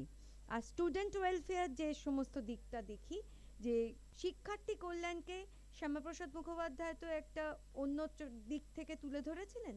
বিশ্ববিদ্যালয়ের যে শিক্ষার্থীদের শিক্ষা দেওয়া হতো সেখানে শুধুমাত্র বুদ্ধিভিত্তিক মানে কগনিটিভ ডেভেলপমেন্ট নয়, তাদের নৈতিক, শারীরিক এবং সোশ্যাল ডেভেলপমেন্টকেও গুরুত্ব দেওয়া হয়েছিল। তার যে শিক্ষার লক্ষ্য ছিল, তিনি ছিলেন বহুমুখী সম্পন্ন একজন মানুষ, তাই তার চিন্তাধারাটাও তার শিক্ষার যে বিভিন্ন দিকে প্রভাব ফেলেছিলেন। তাই তার এই দিকে একটা ইতিবাচক দিক হচ্ছে শুধুমাত্র পড়াশোনা নয়, তার মধ্যে তার শারীরিক এবং সামাজিক বিকাশকেও তিনি গুরুত্ব দিয়েছিলেন। এবং শ্রেণীকক্ষের মধ্যে শুধুমাত্র সীমাবদ্ধ না রেখে কো-কারিকুলার অ্যাক্টিভিটিস এবং এক্সট্রা কারিকুলার যে অ্যাক্টিভিটিসগুলো আমরা দেখছি সেইগুলোকেও শিক্ষার সঙ্গে সম্পৃক্ত করতে হবে। আর কিছু কিছু সাংস্কৃতিক দিককেও তার সঙ্গে অ্যাড করতে হবে, যাতে দুটো দিকই, কারণ কো-কারিকুলার অ্যাক্টিভিটিস আর এক্সট্রা কারিকুলার, এখন এটাকে এক্সট্রা কারিকুলার অ্যাক্টিভিটিসের সঙ্গেও অ্যাড করা হয়েছে। কো-কারিকুলার অ্যাক্টিভিটিস তো আমরা শিক্ষার বিভিন্ন দিকে দেখি। কো-কারিকুলার অ্যাক্টিভিটিসের যে সমস্ত দিকগুলো আছে, যেমন কিছু ইনডোর গেমস, আউটডোর গেমস, তারপরে তার নৈতিক বিকাশগত বিভিন্ন দিক, তারপরে তার সঙ্গে সহমর্মিতা, শিক্ষার্থীদের ওয়েলফেয়ার দিক, এই একজন শিক্ষার্থী যদি শিক্ষার মধ্যে এই সমস্ত দিকগুলো একসাথে তাদের রেখে কাজ করা যায়, তাদের মধ্যে একটা উই ফিলিং গড়ে ওঠে, তাদের শিক্ষার দিকটা আরো বেশি, শুধুমাত্র উইফিলিং এর এটাই উদ্দেশ্য হচ্ছে যে একজন শিক্ষার্থীর মধ্যে যে একটা সুন্দর সহানুভূতিপূর্ণ সম্পর্ক, সেই দিকটাও কিন্তু আমরা দেখতে পাই। এছাড়া এনইপি 20-র আরেকটি দিক হচ্ছে মাল্টি লিঙ্গুয়াল এডুকেশন সিস্টেম, কারণ বহু ভাষার প্রয়োজন। ভারতবর্ষ বহু ভাষার দেশ, তো এই ভাষাগুলো যদি আমরা আমাদের শিক্ষার ক্ষেত্রে মানে ব্যবহার করতে পারি, তাহলে সমস্ত দিক থেকেই শিক্ষার্থী অনেক বেশি সমৃদ্ধ হবে। কারণ রিজিওনাল ল্যাঙ্গুয়েজ দিয়ে শিখলে তার কাছে শেখাটা অনেক আগ্রহের হয়, এবং সাংস্কৃতিক সামাজিক যে সমস্ত পরিবেশগুলো শিক্ষার্থীর কাছে আরও ঘনিষ্ঠভাবে তার শিক্ষার ক্ষেত্রে আরও যুক্ত হয়। কারণ বহু ভাষা শিক্ষার শিক্ষার সঙ্গে যুক্ত করলে সেটা অনেক বেশি সম্পৃক্ত হয়, কারণ পরিপন্থী তো হতে পারে না। বিশেষ করে প্রাথমিক থেকে প্রস্তুতিমূলক স্তরের মধ্যে দিয়ে আর এই রিজিওনাল ল্যাঙ্গুয়েজকে গুরুত্ব দিতে হবে, যেটা আমরা এনইপির বর্তমান শিক্ষার ক্ষেত্রেও দেখতে পাচ্ছি, গবেষণার কাজেও দেখতে পাচ্ছি। এই রিজিওনাল ল্যাঙ্গুয়েজগুলোকে আমরা কাজ করার ক্ষেত্রে অনেক বেশি সুবিধা হয়, কারণ তাতে আমাদের বুঝতে অনেক সুবিধা হচ্ছে, স্টুডেন্টরা অনেক বেশি করে কাজ করছে। এনইপির আরেকটা দিক হচ্ছে ইন্ডিয়ান নলেজ বেসড এডুকেশন সিস্টেমটা, কারণ ভারতীয় যে জ্ঞান পদ্ধতি, সেখানে তিনি ঐতিহ্যের সঙ্গে ভারতীয় ঐতিহ্যের জ্ঞানকে সংযুক্ত করতে চেয়েছিলেন, এবং সাংস্কৃতিক ঐতিহ্যকে তিনি শিক্ষার সঙ্গে একীভূত করতে চেয়েছেন। তার উদ্দেশ্য হচ্ছে যে শিক্ষার্থীদের ভারতের সভ্যতার অগ্রগতিকে বুঝতে হবে, তাদের তাদের যে তার সঙ্গে আধুনিক যে সমস্ত দিকগুলো আছে সেগুলোকে যুক্ত করতে হবে। ভারতীয় ঐতিহ্য, বৈজ্ঞানিক দিক এবং প্রযুক্তিগত দিক সবকটাকে যুক্ত করে তবেই শিক্ষার একটা নিজস্ব সাংস্কৃতিক ভিত্তি গড়ে উঠবে, যেটার মধ্যে যা শিক্ষাকে আমাদের আরও বেশি এগিয়ে যাবে।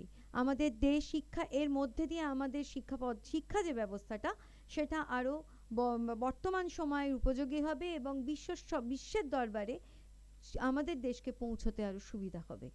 এবং এর সঙ্গে মূল্যবোধের শিক্ষাকেও তিনি খুব বেশি করে গুরুত্ব দিয়েছিলেন, যেটা ভ্যালু এডুকেশন এখনকার শিক্ষার ক্ষেত্রেও খুব দরকার। এনইপি 20-র একটা দিক হচ্ছে ভ্যালু এডুকেশন। ভ্যালু এডুকেশন ছাড়া কোনো শিক্ষা পদ্ধতিই এগোতে পারে না, কারণ শিক্ষার্থীদের শুধুমাত্র শিক্ষিত করলেই হবে না, তাদের চারিত্রিক দিকেরও একটা বিকাশ ঘটাতে হবে। একজন শিক্ষার্থী সেই জায়গা থেকেই গড়ে উঠবে যেখানে তার নৈতিক এবং চারিত্রিক দুটো দিকই গড়বে। আগে মানুষ হোক, একজন সুন্দর মানুষ হয়ে গড়ে উঠলে তবেই তার শিক্ষার শিক্ষার দিকটাকে আহরণ করতে পারবে। কারণ শিক্ষিত ব্যক্তি সেই বুঝবেন যে সামাজিক দায়বদ্ধতা কোন জায়গায় থাকলে একটা দেশকে এগিয়ে নিয়ে যাওয়া যায়, তার মধ্যে দেশপ্রেমটাকেও জাগিয়ে তুলতে হবে। তাই দুটো দিকই আমাদের এই শিক্ষাক্ষেত্রে খুব দরকার। এনইপি 20-র এই যে দিকগুলো এবং শ্যামাপ্রসাদ মুখোপাধ্যায়ের যে সমস্ত দিকগুলো, যেমন তিনি যে একাধারে চিন্তাবিদ, শিক্ষাবিদ ছিলেন, তার বর্তমান যে সমস্ত গবেষণাগুলো আমরা দেখছি, সেখানে শ্যামাপ্রসাদ মুখোপাধ্যায়ের শিক্ষা দর্শনকে খুব বেশি করে আত্মস্থ করা হচ্ছে, এবং সেগুলোর থেকেই তার ভারতীয় শিক্ষায় যে প্রাসঙ্গিক দিকগুলো রয়েছে তার ম্যাক্সিমামই কিন্তু আমরা তার উপর বেশ করেই দেখতে পাচ্ছি। তাই জাতীয় শিক্ষা, চরিত্র গঠন, সংস্কৃতির সংরক্ষণ, তার শিক্ষাগত মানবতাবোধ, ভাষানীতি, উচ্চশিক্ষার সংস্করণ এবং শিক্ষাগত যে নেতৃত্ব, তার যে এই সমস্ত দিকগুলো প্রত্যেকটা ক্ষেত্রে আমরা তার শিক্ষার প্রভাব কিন্তু দেখতে পাচ্ছি। তাই তার শিক্ষার যে সমস্ত দিকগুলো আমরা দেখছি, উচ্চশিক্ষার ক্ষেত্রেও প্রশাসনিক সংস্করণের মধ্যেই শুধুমাত্র সীমাবদ্ধ ছিলেন না, তার শিক্ষাচিন্তা ভাষাগত পাঠ্যক্রমের আধুনিকীকরণ, ভাষার অন্তর্ভুক্তি, শিক্ষার্থীদের কল্যাণমূলক যে দিক এবং শিক্ষাগত উৎকর্ষের যে দিকগুলো আমরা দেখতে পাচ্ছি, তার প্রত্যেকটা ক্ষেত্রে তার শিক্ষাচিন্তার শ্যামাপ্রসাদ মুখোপাধ্যায়ের শিক্ষাচিন্তার গভীর প্রভাব এখনও রয়েছে। তাই তার শিক্ষার ওপর বেস করে মানে ভিত্তি করেই আমাদের বর্তমান যে শিক্ষা ব্যবস্থা এবং বর্তমান যে শিক্ষা নীতি এনইপি 2020 আরও বেশি করে আমাদের কাজে লাগাতে হবে, যাতে এর মধ্যে দিয়ে আমাদের শিক্ষা ব্যবস্থাটাকে সমসাময়িক স্তরে আরও উন্নতির পথে নিয়ে যাওয়া যায়। আর কিছু বলছি না, জানি না ঠিক বললাম কি ভুল বললাম। Thank you.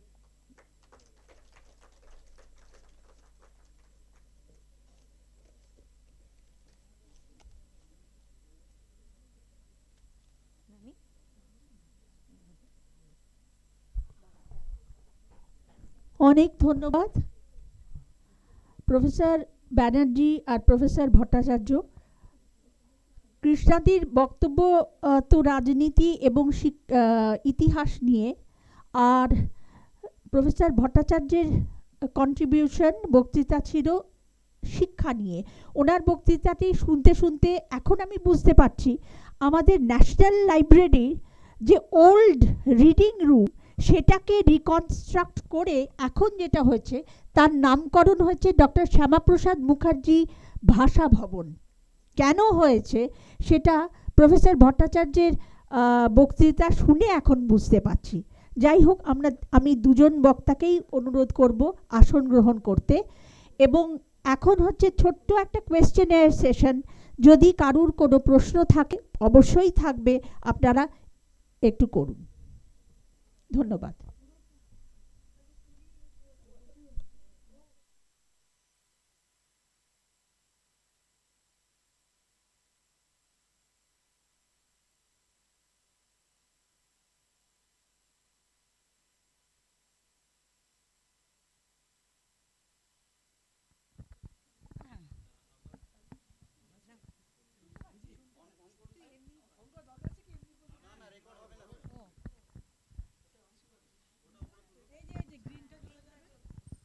আচ্ছা, আমার প্রশ্ন কৃষ্ণা ম্যাডামকে। প্রথম প্রশ্ন আমি শুনলাম, মানে পুরোটা শুনিনি, একটু অনেকটা পর থেকে শুনলাম।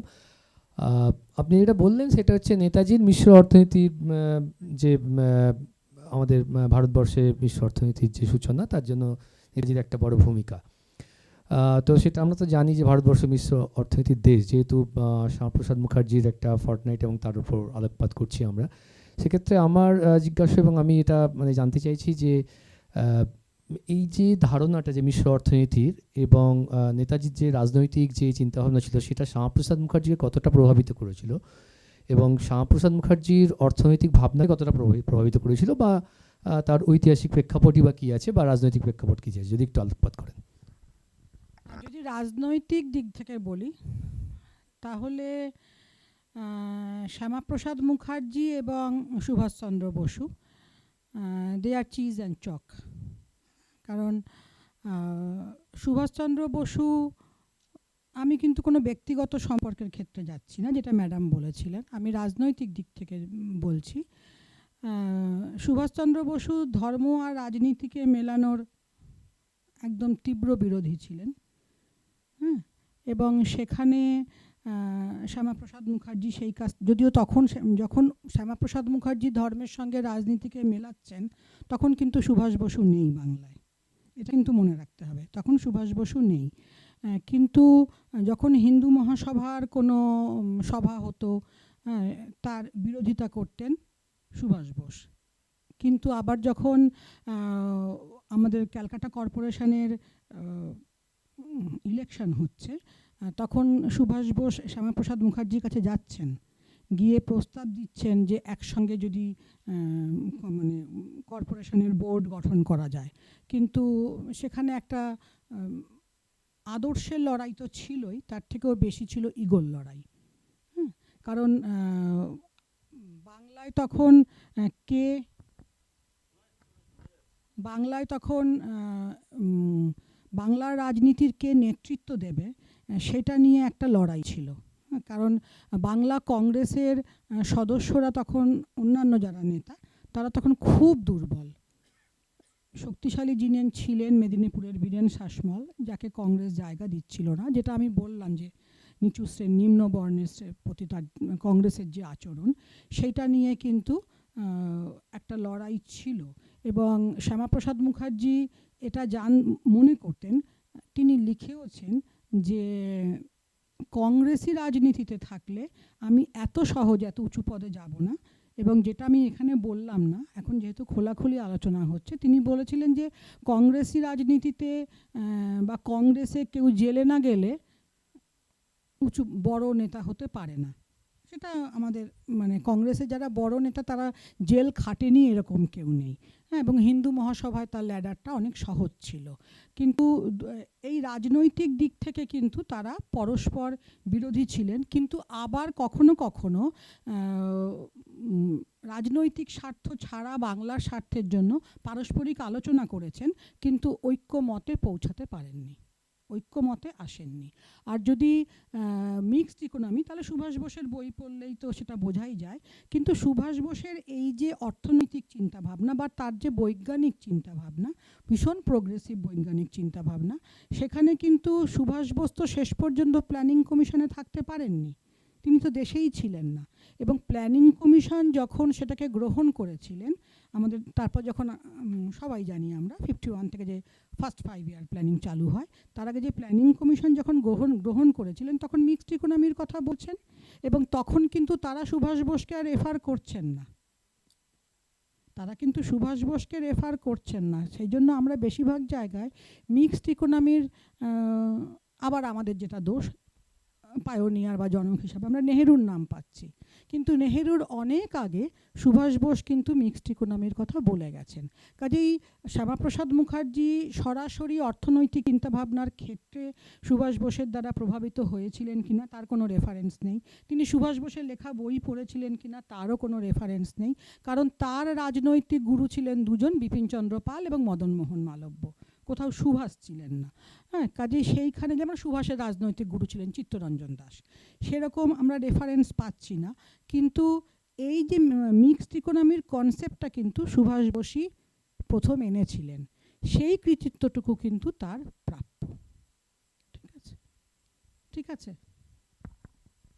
ধন্যবাদ। ধন্যবাদ।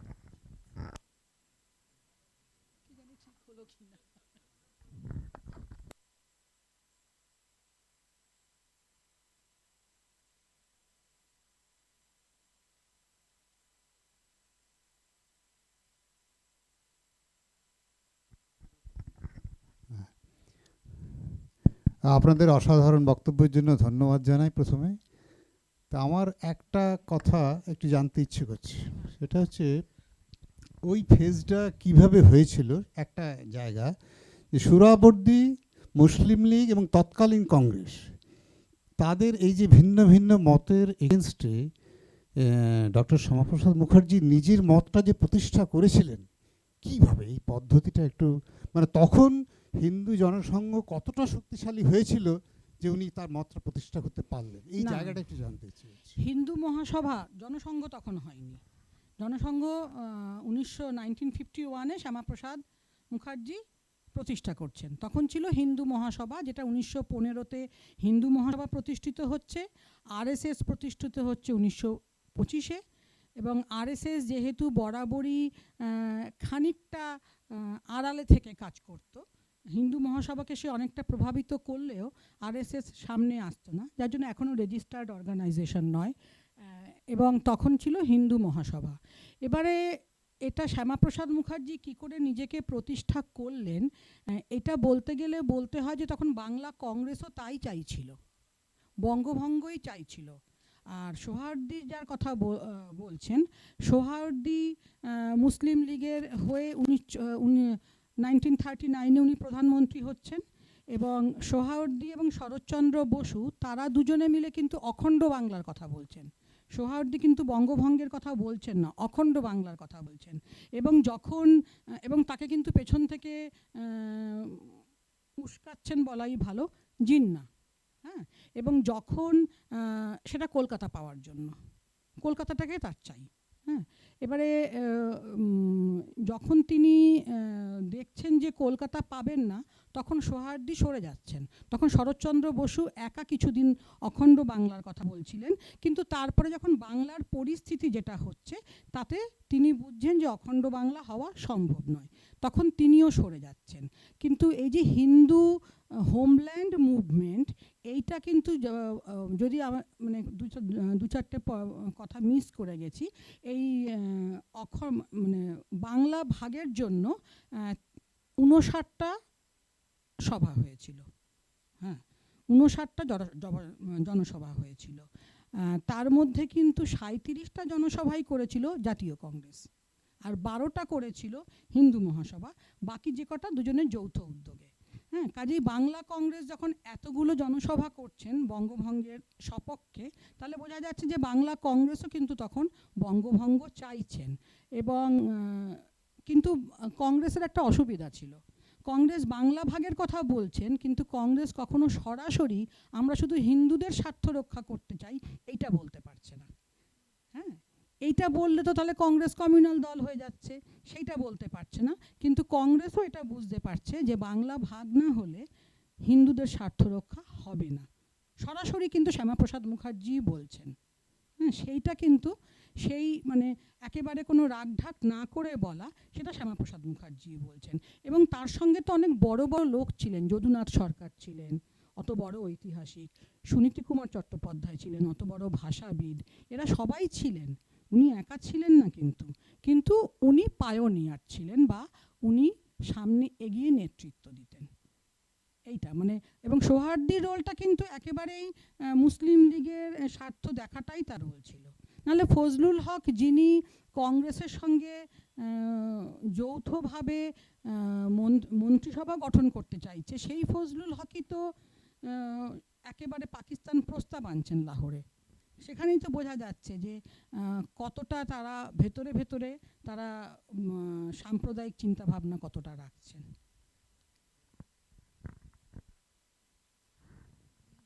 বাবার নাম আমি জানি না, আমি বেশ কিছুদিন ধরেই শুনছি, একটা কথা শুনে অবাক লাগছে যে ভোট ব্যাপারটা আমরা জানতাম খুব সিক্রেট বিষয়, কিন্তু তখনকার দিনে কে কাকে ভোট দিয়েছিল সেই জিনিসগুলো আমরা প্রতিদিনে শুনতে পাচ্ছি। তাহলে কি বিষয়টা এরকম ছিল, ভোট দেওয়ার পরের দিনে কি বেরিয়ে যেত কে কাকে ভোট দিল? এই বিষয়টা যদি একটু আপনি বলেন। না, ভোট দেওয়ার পরের দিন কিছু বেরোয়নি, এগুলো এখন আর্কাইভসে পাওয়া যাচ্ছে। তো এগুলো তো এখন বেঙ্গল আর্কাইভসে চলে গেছে। হ্যাঁ, এবং সেখানে তো লিস্ট পাওয়া যাচ্ছে যে কারা কারা বেঙ্গল প্রভিন্সিয়াল লেজিসলেশনের সদস্য ছিল, কারা কোন পক্ষে ভোট দিয়েছিল, কারণ ওটা তখন ইতিহাস হয়ে গেছে। মোটামুটি 50 বছর হয়ে গেলেই সেটা ইতিহাস হয়ে যায়। তাহলে 47 থেকে 50, এবং একজন কমিউনিস্ট দলে 2জন ভোট দিয়েছে, নাম জানা যায়নি কিন্তু। হ্যাঁ,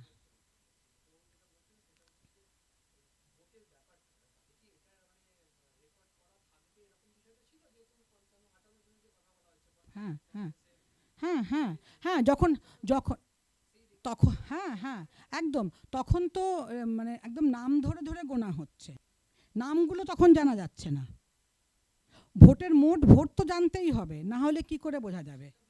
হ্যাঁ, কিন্তু নাম ধরে ধরে ভোট হচ্ছে, তখন তো ছোট লেজিসলেশন, নাম ধরে ধরে ভোট হচ্ছে, এবং সেটা কিন্তু গোপনই ছিল। তারপর সেটার একটা আর্কাইভাল ভ্যালু হয়ে গেল, তখন সেটা আর্কাইভসে চলে গেল। পরবর্তীকালে গবেষণার জন্য আর্কাইভস থেকে সেগুলো বার করা হচ্ছে, কারণ এখন তো ওটা ইতিহাসের বিষয় হয়ে গেছে। এখন 50 বছর হয়ে গেছে মানে সেটা ইতিহাসের বিষয় হয়ে গেছে। সেটা বেঙ্গল আর্কাইভসে পাওয়া যাচ্ছে, দিল্লির যেটা সেন্ট্রাল আর্কাইভস সেখানেও পাওয়া যাচ্ছে, সেখানে সমস্ত প্রদেশেরটা পাওয়া যায়। আর বাংলার আর্কাইভ যেটা, সেটা শুধু বাংলারটা পাওয়া যায়। বোঝাতে পারলাম? কত বছর বাদে মোটামুটি আর্কাইভসে যায়? অ্যাটলিস্ট 50। দ্বিতীয় আরেকটা প্রশ্ন, কোয়েশ্চেন ব্যাংক। আপনার বলার মধ্যে দিয়ে জানতে পারলাম ক্যালকাটা কিলিংস এবং গান্ধীজি, সেই সময় আপনার বক্তব্যে ছিল যে গান্ধীজি নোয়াখালীতে চলে গিয়েছিলেন। আমি কিন্তু খবরটা ঠিক উল্টো জানি। উনি যখন কলকাতায় গণ্ডগোল আরম্ভ হয়েছিল, কলকাতায় এসেছিলেন, অনশন করেছিলেন কলকাতায়। প্রচুর মানুষের তখন বিরোধিতা ছিল গান্ধীজির সঙ্গে, নোয়াখালীতে যখন কিলিং হলো তখন আপনি কিছু বললেন না, অথচ কলকাতায় যখন হলো তখন বললেন। এই কথাটা কিন্তু আমি একদম আমার দাদুর মুখে শোনা কথা, সেটা বলছি। তাহলে ইতিহাসটা কোথায় ঠিক আছে সেটা না, না। জানতে চাইছি। এটা ঐতিহাসিক দিক থেকে ভুল। নোয়াখালীতে তো গান্ধীজি পদযাত্রাই করেছিলেন এবং তখন গান্ধীজির সঙ্গে কংগ্রেসের কোনো বড় নেতা ছিল না। হ্যাঁ, তখন গান্ধীজির সঙ্গে ছিলেন হচ্ছে যারা তার সবরমতী আশ্রমে তার সঙ্গে থাকতেন, তারা ছিলেন। আর ক্যালকাটা কিলিংস যখন হচ্ছে, যখন দাঙ্গা প্রায় শেষের দিকে, যেটা আমি বললাম, তখন তিনি বেলেঘাটায় আসছেন, প্রার্থনা সভা করছেন, অনশন করছেন, দুই সম্প্রদায়ের কাছে অ্যাপিল করছেন। হ্যাঁ, আবার সেই গান্ধীজি কিন্তু যখন বিহারেও হয়েছিল, বিহারেও তো হয়েছিল রায়ট। বিহারে যখন রায়টের পরে যখন ভূমিকম্প হয়েছিল, একটা খুব বড় আর্থকোয়েক হয়েছিল, তখন সেই গান্ধীজি আবার বলেছিলেন যে এই যে দাঙ্গা করেছে তার যে পাপ, এই কথাটা বলেছিলেন, সিন, তার জন্য ভূমিকম্প হয়েছে। নোয়াখালীতে তিনি অবশ্যই গেছিলেন, শুধু নোয়াখালীতে তিনি যাননি, নোয়াখালীতে তিনি মানে ওইরকম কোনো জায়গায় বসে তিনি প্রার্থনা করছেন বা অ্যাপিল করছেন তা নয়, নোয়াখালীর তিনি গ্রামে গ্রামে ঘুরেছিলেন। না, এটা আগে না, না, ক্যালকাটা কিলিংয়ের সময় তিনি বেলেঘাটায় এসে থাকছে। না, নোয়াখালী, না, না, না, না, না, না, এগুলো তো মানে ঐতিহাসিক বিকৃতি। নোয়াখালীর সময় তিনি আরও অনেক বেশি অ্যাক্টিভ রোল নিয়েছিলেন। ক্যালকাটা কিলিং, আমি তো বলছি, নোয়াখালীর সময় তিনি গ্রামে গ্রামে ঘুরে দাঙ্গা থামানোর চেষ্টা করছেন, যেটা বরং তিনি ক্যালকাটা কিলিংয়ে তিনি বরং একটা বেলেঘাটার বাড়িতে, সেই বাড়িটা এখনও বিখ্যাত, সেখানে বসে তিনি প্রার্থনা সভা করছেন। নোয়াখালীতে তিনি দাঙ্গার সময় ঘুরছেন এবং সেই জন্য অনেকেই তার যারা সঙ্গী সাথী ছিলেন তারা অনেকে ভয়ও পাচ্ছেন, কারণ তখন এত উগ্র এবং গান্ধীজিকে মনে করা হতো তিনি মুসলমানদের প্রতি সফট। হ্যাঁ, এটা একটা গান্ধীজির বিরুদ্ধে আবার একটা অপপ্রচার। হ্যাঁ, আমি এটাকে অপপ্রচারই মনে করি, আমি যতদূর গান্ধীকে পড়াশোনা করেছি। এবং সেই জন্য গান্ধীজির নিজের জীবনের বাজি কিন্তু ছিল নোয়াখালীর দাঙ্গায়। ক্যালকাটা কিলিংয়ে বরং তিনি অনেকটা পরের দিকে আসছেন। এবারে বিহারে যখন হচ্ছে তখনও কিন্তু রবীন্দ্রনাথ বেঁচে, বিহারে কিন্তু আগে হচ্ছে, এবং তিনি যখন বিহারের এটাকে ভূমিকম্পকে তিনি যখন বলেছিলেন পাপ, তখন রবীন্দ্রনাথ তীব্র ধিক্কার জানিয়েছিলেন। তিনি বলেছিলেন যে এইভাবে মানুষের পাপ পুণ্যের বিচার করা যায় না। আসলে আমার যেটা মনে হয় ইতিহাস পড়ে, যে আমরা এই সমস্ত মানুষকে খুব একমাত্রিক বিচার করি। এটা একটা হয়তো জ্ঞানের কথা হয়ে যাচ্ছে, যে খুব একমাত্রিক বিচার করি, যে গান্ধীজি এটা করেছিলেন তাহলে গান্ধীজি এটা, সুভাষ এটা করেছিলেন তাহলে সুভাষ এটা, তাহলে সুভাষ গান্ধীজির থেকে বড় দেশপ্রেমিক। এইভাবে বিচার করা যায় না।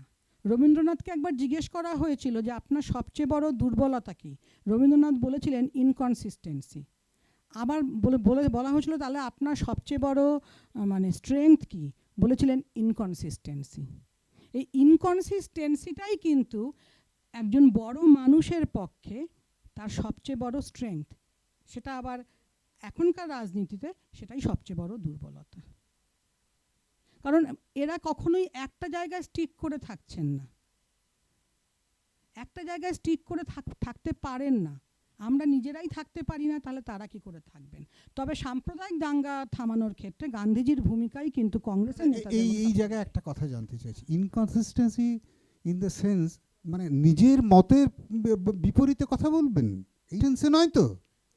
আমি ওই জন্যই আমি বললাম যে তিনটে আন্দোলনের নাম যখন তিনি বাচ্ছেন, আমি 1917-তে গান্ধীজিকে যেটা দেখছি, 1930-এ গান্ধীজি পরিস্থিতি অনুযায়ী, নিজের চিন্তাভাবনা অনুযায়ী, নিজের ম্যাচুরিটি অনুযায়ী গান্ধীজি পাল্টাচ্ছেন। 1942-এ যখন গান্ধীজি বুঝতে পারছেন যে ব্রিটিশ এখন কোন ঠাসা, বিশ্ব রাজনীতিতে কোন ঠাসা, তাহলে ইট ইজ হাই টাইম। হ্যাঁ, আবার যখন তিনি আইন অমান্য আন্দোলন করছেন, তখন কিন্তু তিনি প্রথমে আইন অমান্য আন্দোলন করতে রাজি হচ্ছেন না, যার জন্য এটাকে সুমিত সরকার বলছেন যে প্রেশার ফ্রম বিলো, নিচুর তলার দাবিতে তিনি আন্দোলনটা করছেন। এবং গান্ধীজির সমস্ত কিছু যদি আমরা অবহেলা অবজ্ঞাও করি, তাহলে মাস লিডার বলতে যা বোঝায় সেটা কিন্তু আর কেউ নয়। আর কারুর ডাকে একেবারে সাধারণ মানুষ, একদম সাধারণ ঘরের বউ, তারা মেয়ে তারা আন্দোলনে আসছে, এটা কিন্তু আমরা আগে দেখিনি, পরেও খুব কমই দেখেছি। ইনকনসিস্টেন্সি মানে আমি একটা জায়গাতেই স্টিক করে থাকবো না। হয়তো আমি এখন যেটা বলেছি, আমার ম্যাচুরিটি, আমার পড়াশোনা, আমার পরিস্থিতি সব কিছু আমাকে 10 বছর বাদে অন্য কিছুও বলাতে পারে। হ্যাঁ, তাই না? এমএন রায় দেখতে গিয়ে চেঞ্জটা পরিষ্কার বোঝা যায়। হ্যাঁ হ্যাঁ, এখানে বিটুইন দ্য লাইন্স তোমাকে না কয়েন, মানে তুই বললাম সরি, হ্যাঁ, মুভমেন্টের নামগুলো দেখেই তো বোঝা যাচ্ছে। একটা শুধু নন কোঅপারেশন, আমি অসহযোগিতা করব না, আরেকটা সরাসরি আমি আইন ভাঙবো, ব্রিটিশ আইন ভাঙার কথা বলছে, আরেকটা সরাসরি বলছে লিভ আওয়ার কান্ট্রি। এটা থেকেই তো বোঝা যাচ্ছে যে আস্তে আস্তে তিনি কত চরম হচ্ছেন। হ্যাঁ, বোঝা তার যে ট্রান্সফরমেশনটা, এটাই বলছি। নয়না ম্যাডামকে একটা প্রশ্ন।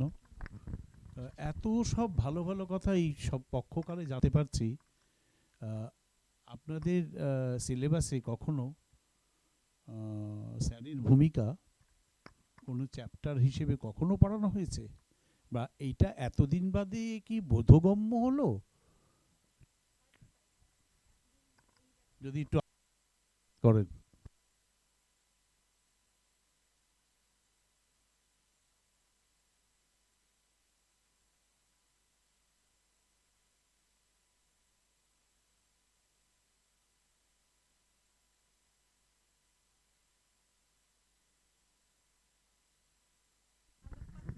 সত্যিই তাই, কেউই করেনি। না, কোনো বইতে সিলেবাসেও ছিল না, একদম আমাদেরও পড়ে নেওয়া আর কি, নতুন করে জানা। তার আগে আমরা কেউ কিন্তু এই ব্যাপারটা জানতামই না যে যখন NEP 20-র এই মানে সমালোচনাটা আমরা পড়ছি বা জার্নালগুলো পড়ছি, তখন দেখছি যে শ্যামাপ্রসাদ মুখোপাধ্যায়ের চিন্তাভাবনাটাকে কিভাবে কাজে লাগানো হয়েছে এখন, যেটা আমরা কোনোদিনই তার চিন্তাভাবনা পড়িনি। তার যে শিক্ষা চিন্তা, এই যে তার বিস্তৃত শিক্ষা চিন্তা এবং বহুমুখী শিক্ষা চিন্তা, আমরা কিন্তু কেউ জানতাম না।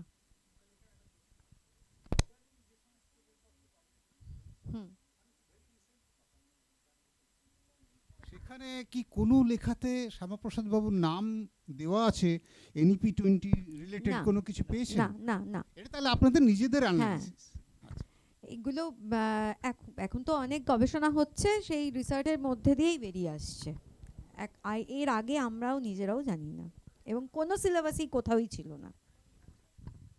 নয়না ম্যাডামকে আমার একটি প্রশ্ন, সেটা হচ্ছে আমি যতটুকু বুঝলাম সেটা হচ্ছে উচ্চশিক্ষার ক্ষেত্রে শ্যামাপ্রসাদ মুখার্জির একটা ভালো কন্ট্রিবিউশনে আছে, এবং যেহেতু NEP 2020-কে রিলেট করছেন, সেক্ষেত্রে আমার একটা জিজ্ঞাস্য, NEP 2020 এবং তার সঙ্গে যদি শিক্ষার অধিকার আইন 2009-টাকে আমরা দেখি, সেখানে যেটা বলা হচ্ছে প্রাথমিক শিক্ষা এবং মাধ্যমিক শিক্ষার ক্ষেত্রে যে সম্প্রসারণটা, এবং আপনি খুব সঠিকভাবে আর একটা জিনিস বললেন যেটা আমি জানতাম না, যে শ্যামাপ্রসাদ মুখার্জি নারী শিক্ষার সম্প্রসারণের ক্ষেত্রে একটা অগ্রণী ভূমিকা পালন করেছিলেন। আমার খুব একদম নির্দিষ্ট করে জানার ইচ্ছে যে উচ্চশিক্ষার ক্ষেত্রে তো আপনি খুব অনেকটা বিস্তারিত বললেন, প্রাথমিক শিক্ষা এবং মাধ্যমিক শিক্ষার ক্ষেত্রে যেটা একটা বড় জায়গা, যেটা শিক্ষার অধিকার আইনেও খুব ভালো করে বলা হচ্ছে এবং NEP 2020-কে হয়তো রিলেট করা হচ্ছে, সেই জায়গাটা শ্যামাপ্রসাদ মুখার্জির কতটা অগ্রণী ভূমিকা ছিল? না, প্রাথমিক এবং শিক্ষা মানে মাধ্যমিক শিক্ষার ক্ষেত্রে তার কিন্তু সেই তিনি জাস্ট ছুঁয়ে গেছেন।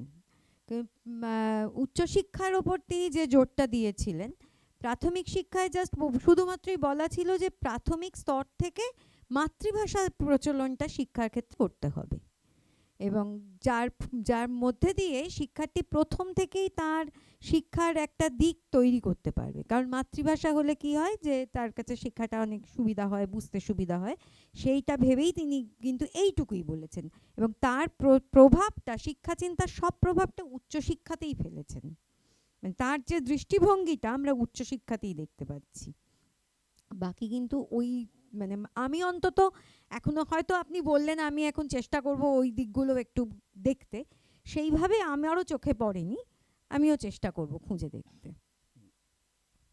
হয়তো ইউনিভার্সিটির ভাইস চ্যান্সেলর ছিলেন বলে কাজে তিনি সেই দিকটা নিয়েই ভেবেছেন। আর আমি তো প্রথমেই বললাম যে এতদিন আমরা অচ্ছুত করে রেখেছি, এই অচ্ছুত কথাটাই আমি কোট আনকোট বলছি, কিন্তু আমি পেয়েওছি, মানে সেই জন্যই তো শিক্ষাবিদ হিসাবে আমি ধরলাম যে তার গুরুত্ব ছিল, কিন্তু রাজনীতিবিদ হিসাবে তো তার গুরুত্ব আরও বেশি ছিল। কিন্তু আমরা যারা ইতিহাস এতদিন পড়েছি, আমরা শ্যামাপ্রসাদ মুখার্জি সম্পর্কে কতটুকু পড়েছি? ফুটনোট হয়তো সামান্য, বাংলার রাজনীতি নিয়ে আলোচনায় ফুটনোটের বেশি জায়গা ছিল না। হ্যাঁ, আসলে সমস্যাটা আমার যেটা পড়তে পড়তে মনে হয়েছে যে আমাদের যদি হিস্টোগ্রাফি আমি ধরি, সময় বেশি নিয়ে নিলাম, যদি হিস্টোগ্রাফি আমি ধরি তাহলে আমরা খুব বড় মাপের আমরা 4টে হিস্টোগ্রাফি দেখি তো, ন্যাশনালিস্ট, কেমব্রিজ, মার্কসিস্ট, সাবাল্টান। ঠিক আছে, এবার কেমব্রিজটা আমি বাদ দিয়ে দিচ্ছি।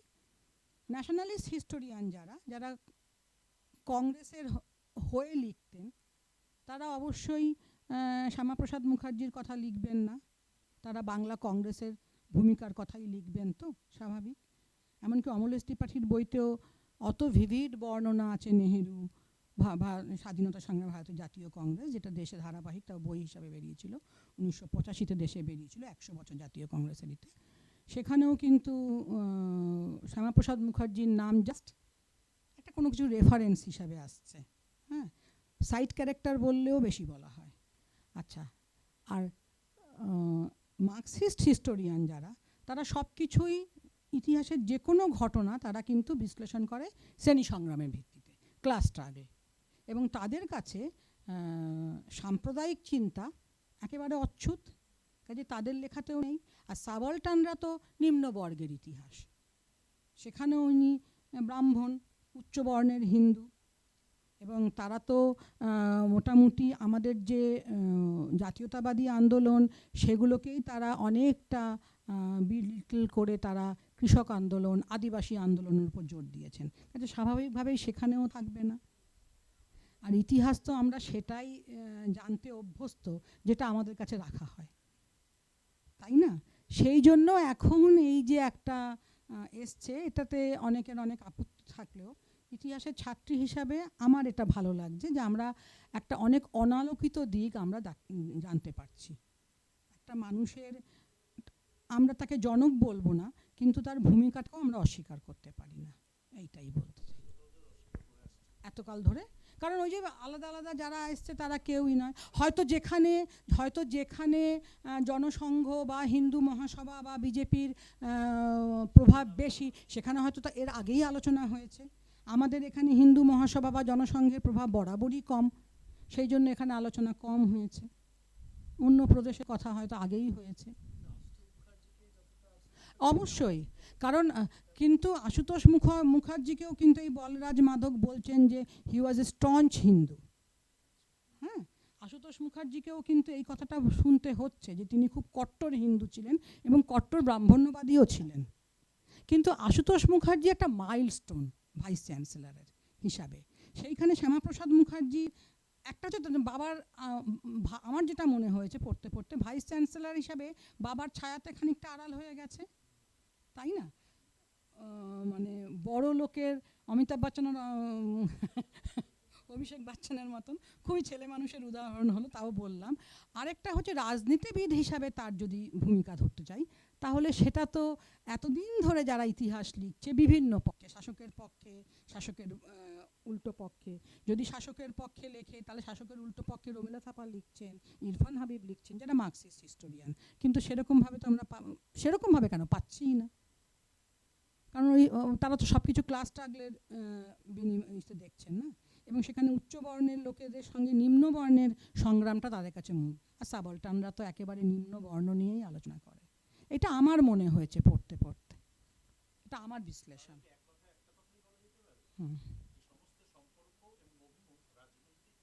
হ্যাঁ, অবশ্যই সমস্ত সম্পর্ক এবং অভিমুখ রাজনৈতিক, কিন্তু রাজনীতির পেছনে সবসময় থাকবে অর্থনীতি, সেটাকে বুঝতে পারলে সবচেয়ে ভালো বোঝা হয়, ওরা বলা যায় ওরা বুঝবে।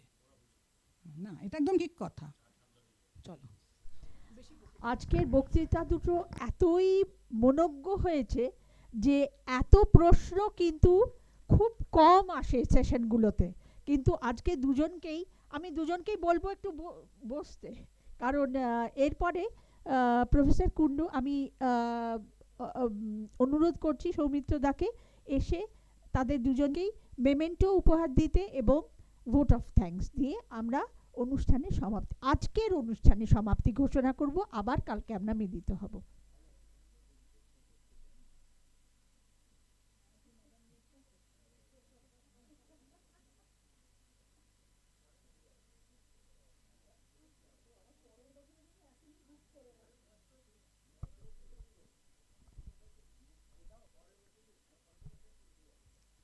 আমি প্রফেসর কৃষ্ণা ব্যানার্জি এবং প্রফেসর নয়না ভট্টাচার্য অত্যন্ত মনোগ্রাহীভাবে কৃষ্ণাদি শ্যামাপ্রসাদ মুখোপাধ্যায়ের, যে বাংলার মনীষী, তার যে কন্ট্রিবিউশন, সেটা তার ঐতিহাসিক প্রেক্ষাপটে তার কী গুরুত্ব অত্যন্ত মনোগ্রাহীভাবে যে আমাদের কাছে ব্যাখ্যা করলেন, এবং প্রফেসর নয়না ভট্টাচার্য যে শিক্ষার ক্ষেত্রে শ্যামাপ্রসাদের চিন্তাধারা কতটা যুগান্তকারী ছিল এবং এখনও সেটা কতটা প্রাসঙ্গিক সে বিষয়ে যেভাবে আমাদের সমৃদ্ধভাবে আলোকিত করলেন, সেই জন্যে অসংখ্য ধন্যবাদ জানাচ্ছি দুজনকেই।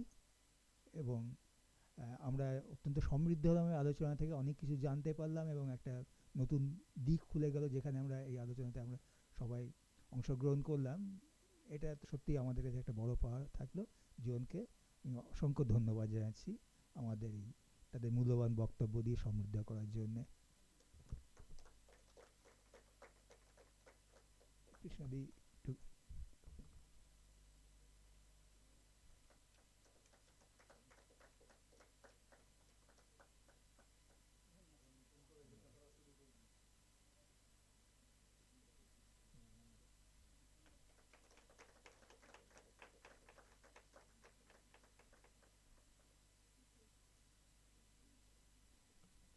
ধন্যবাদ।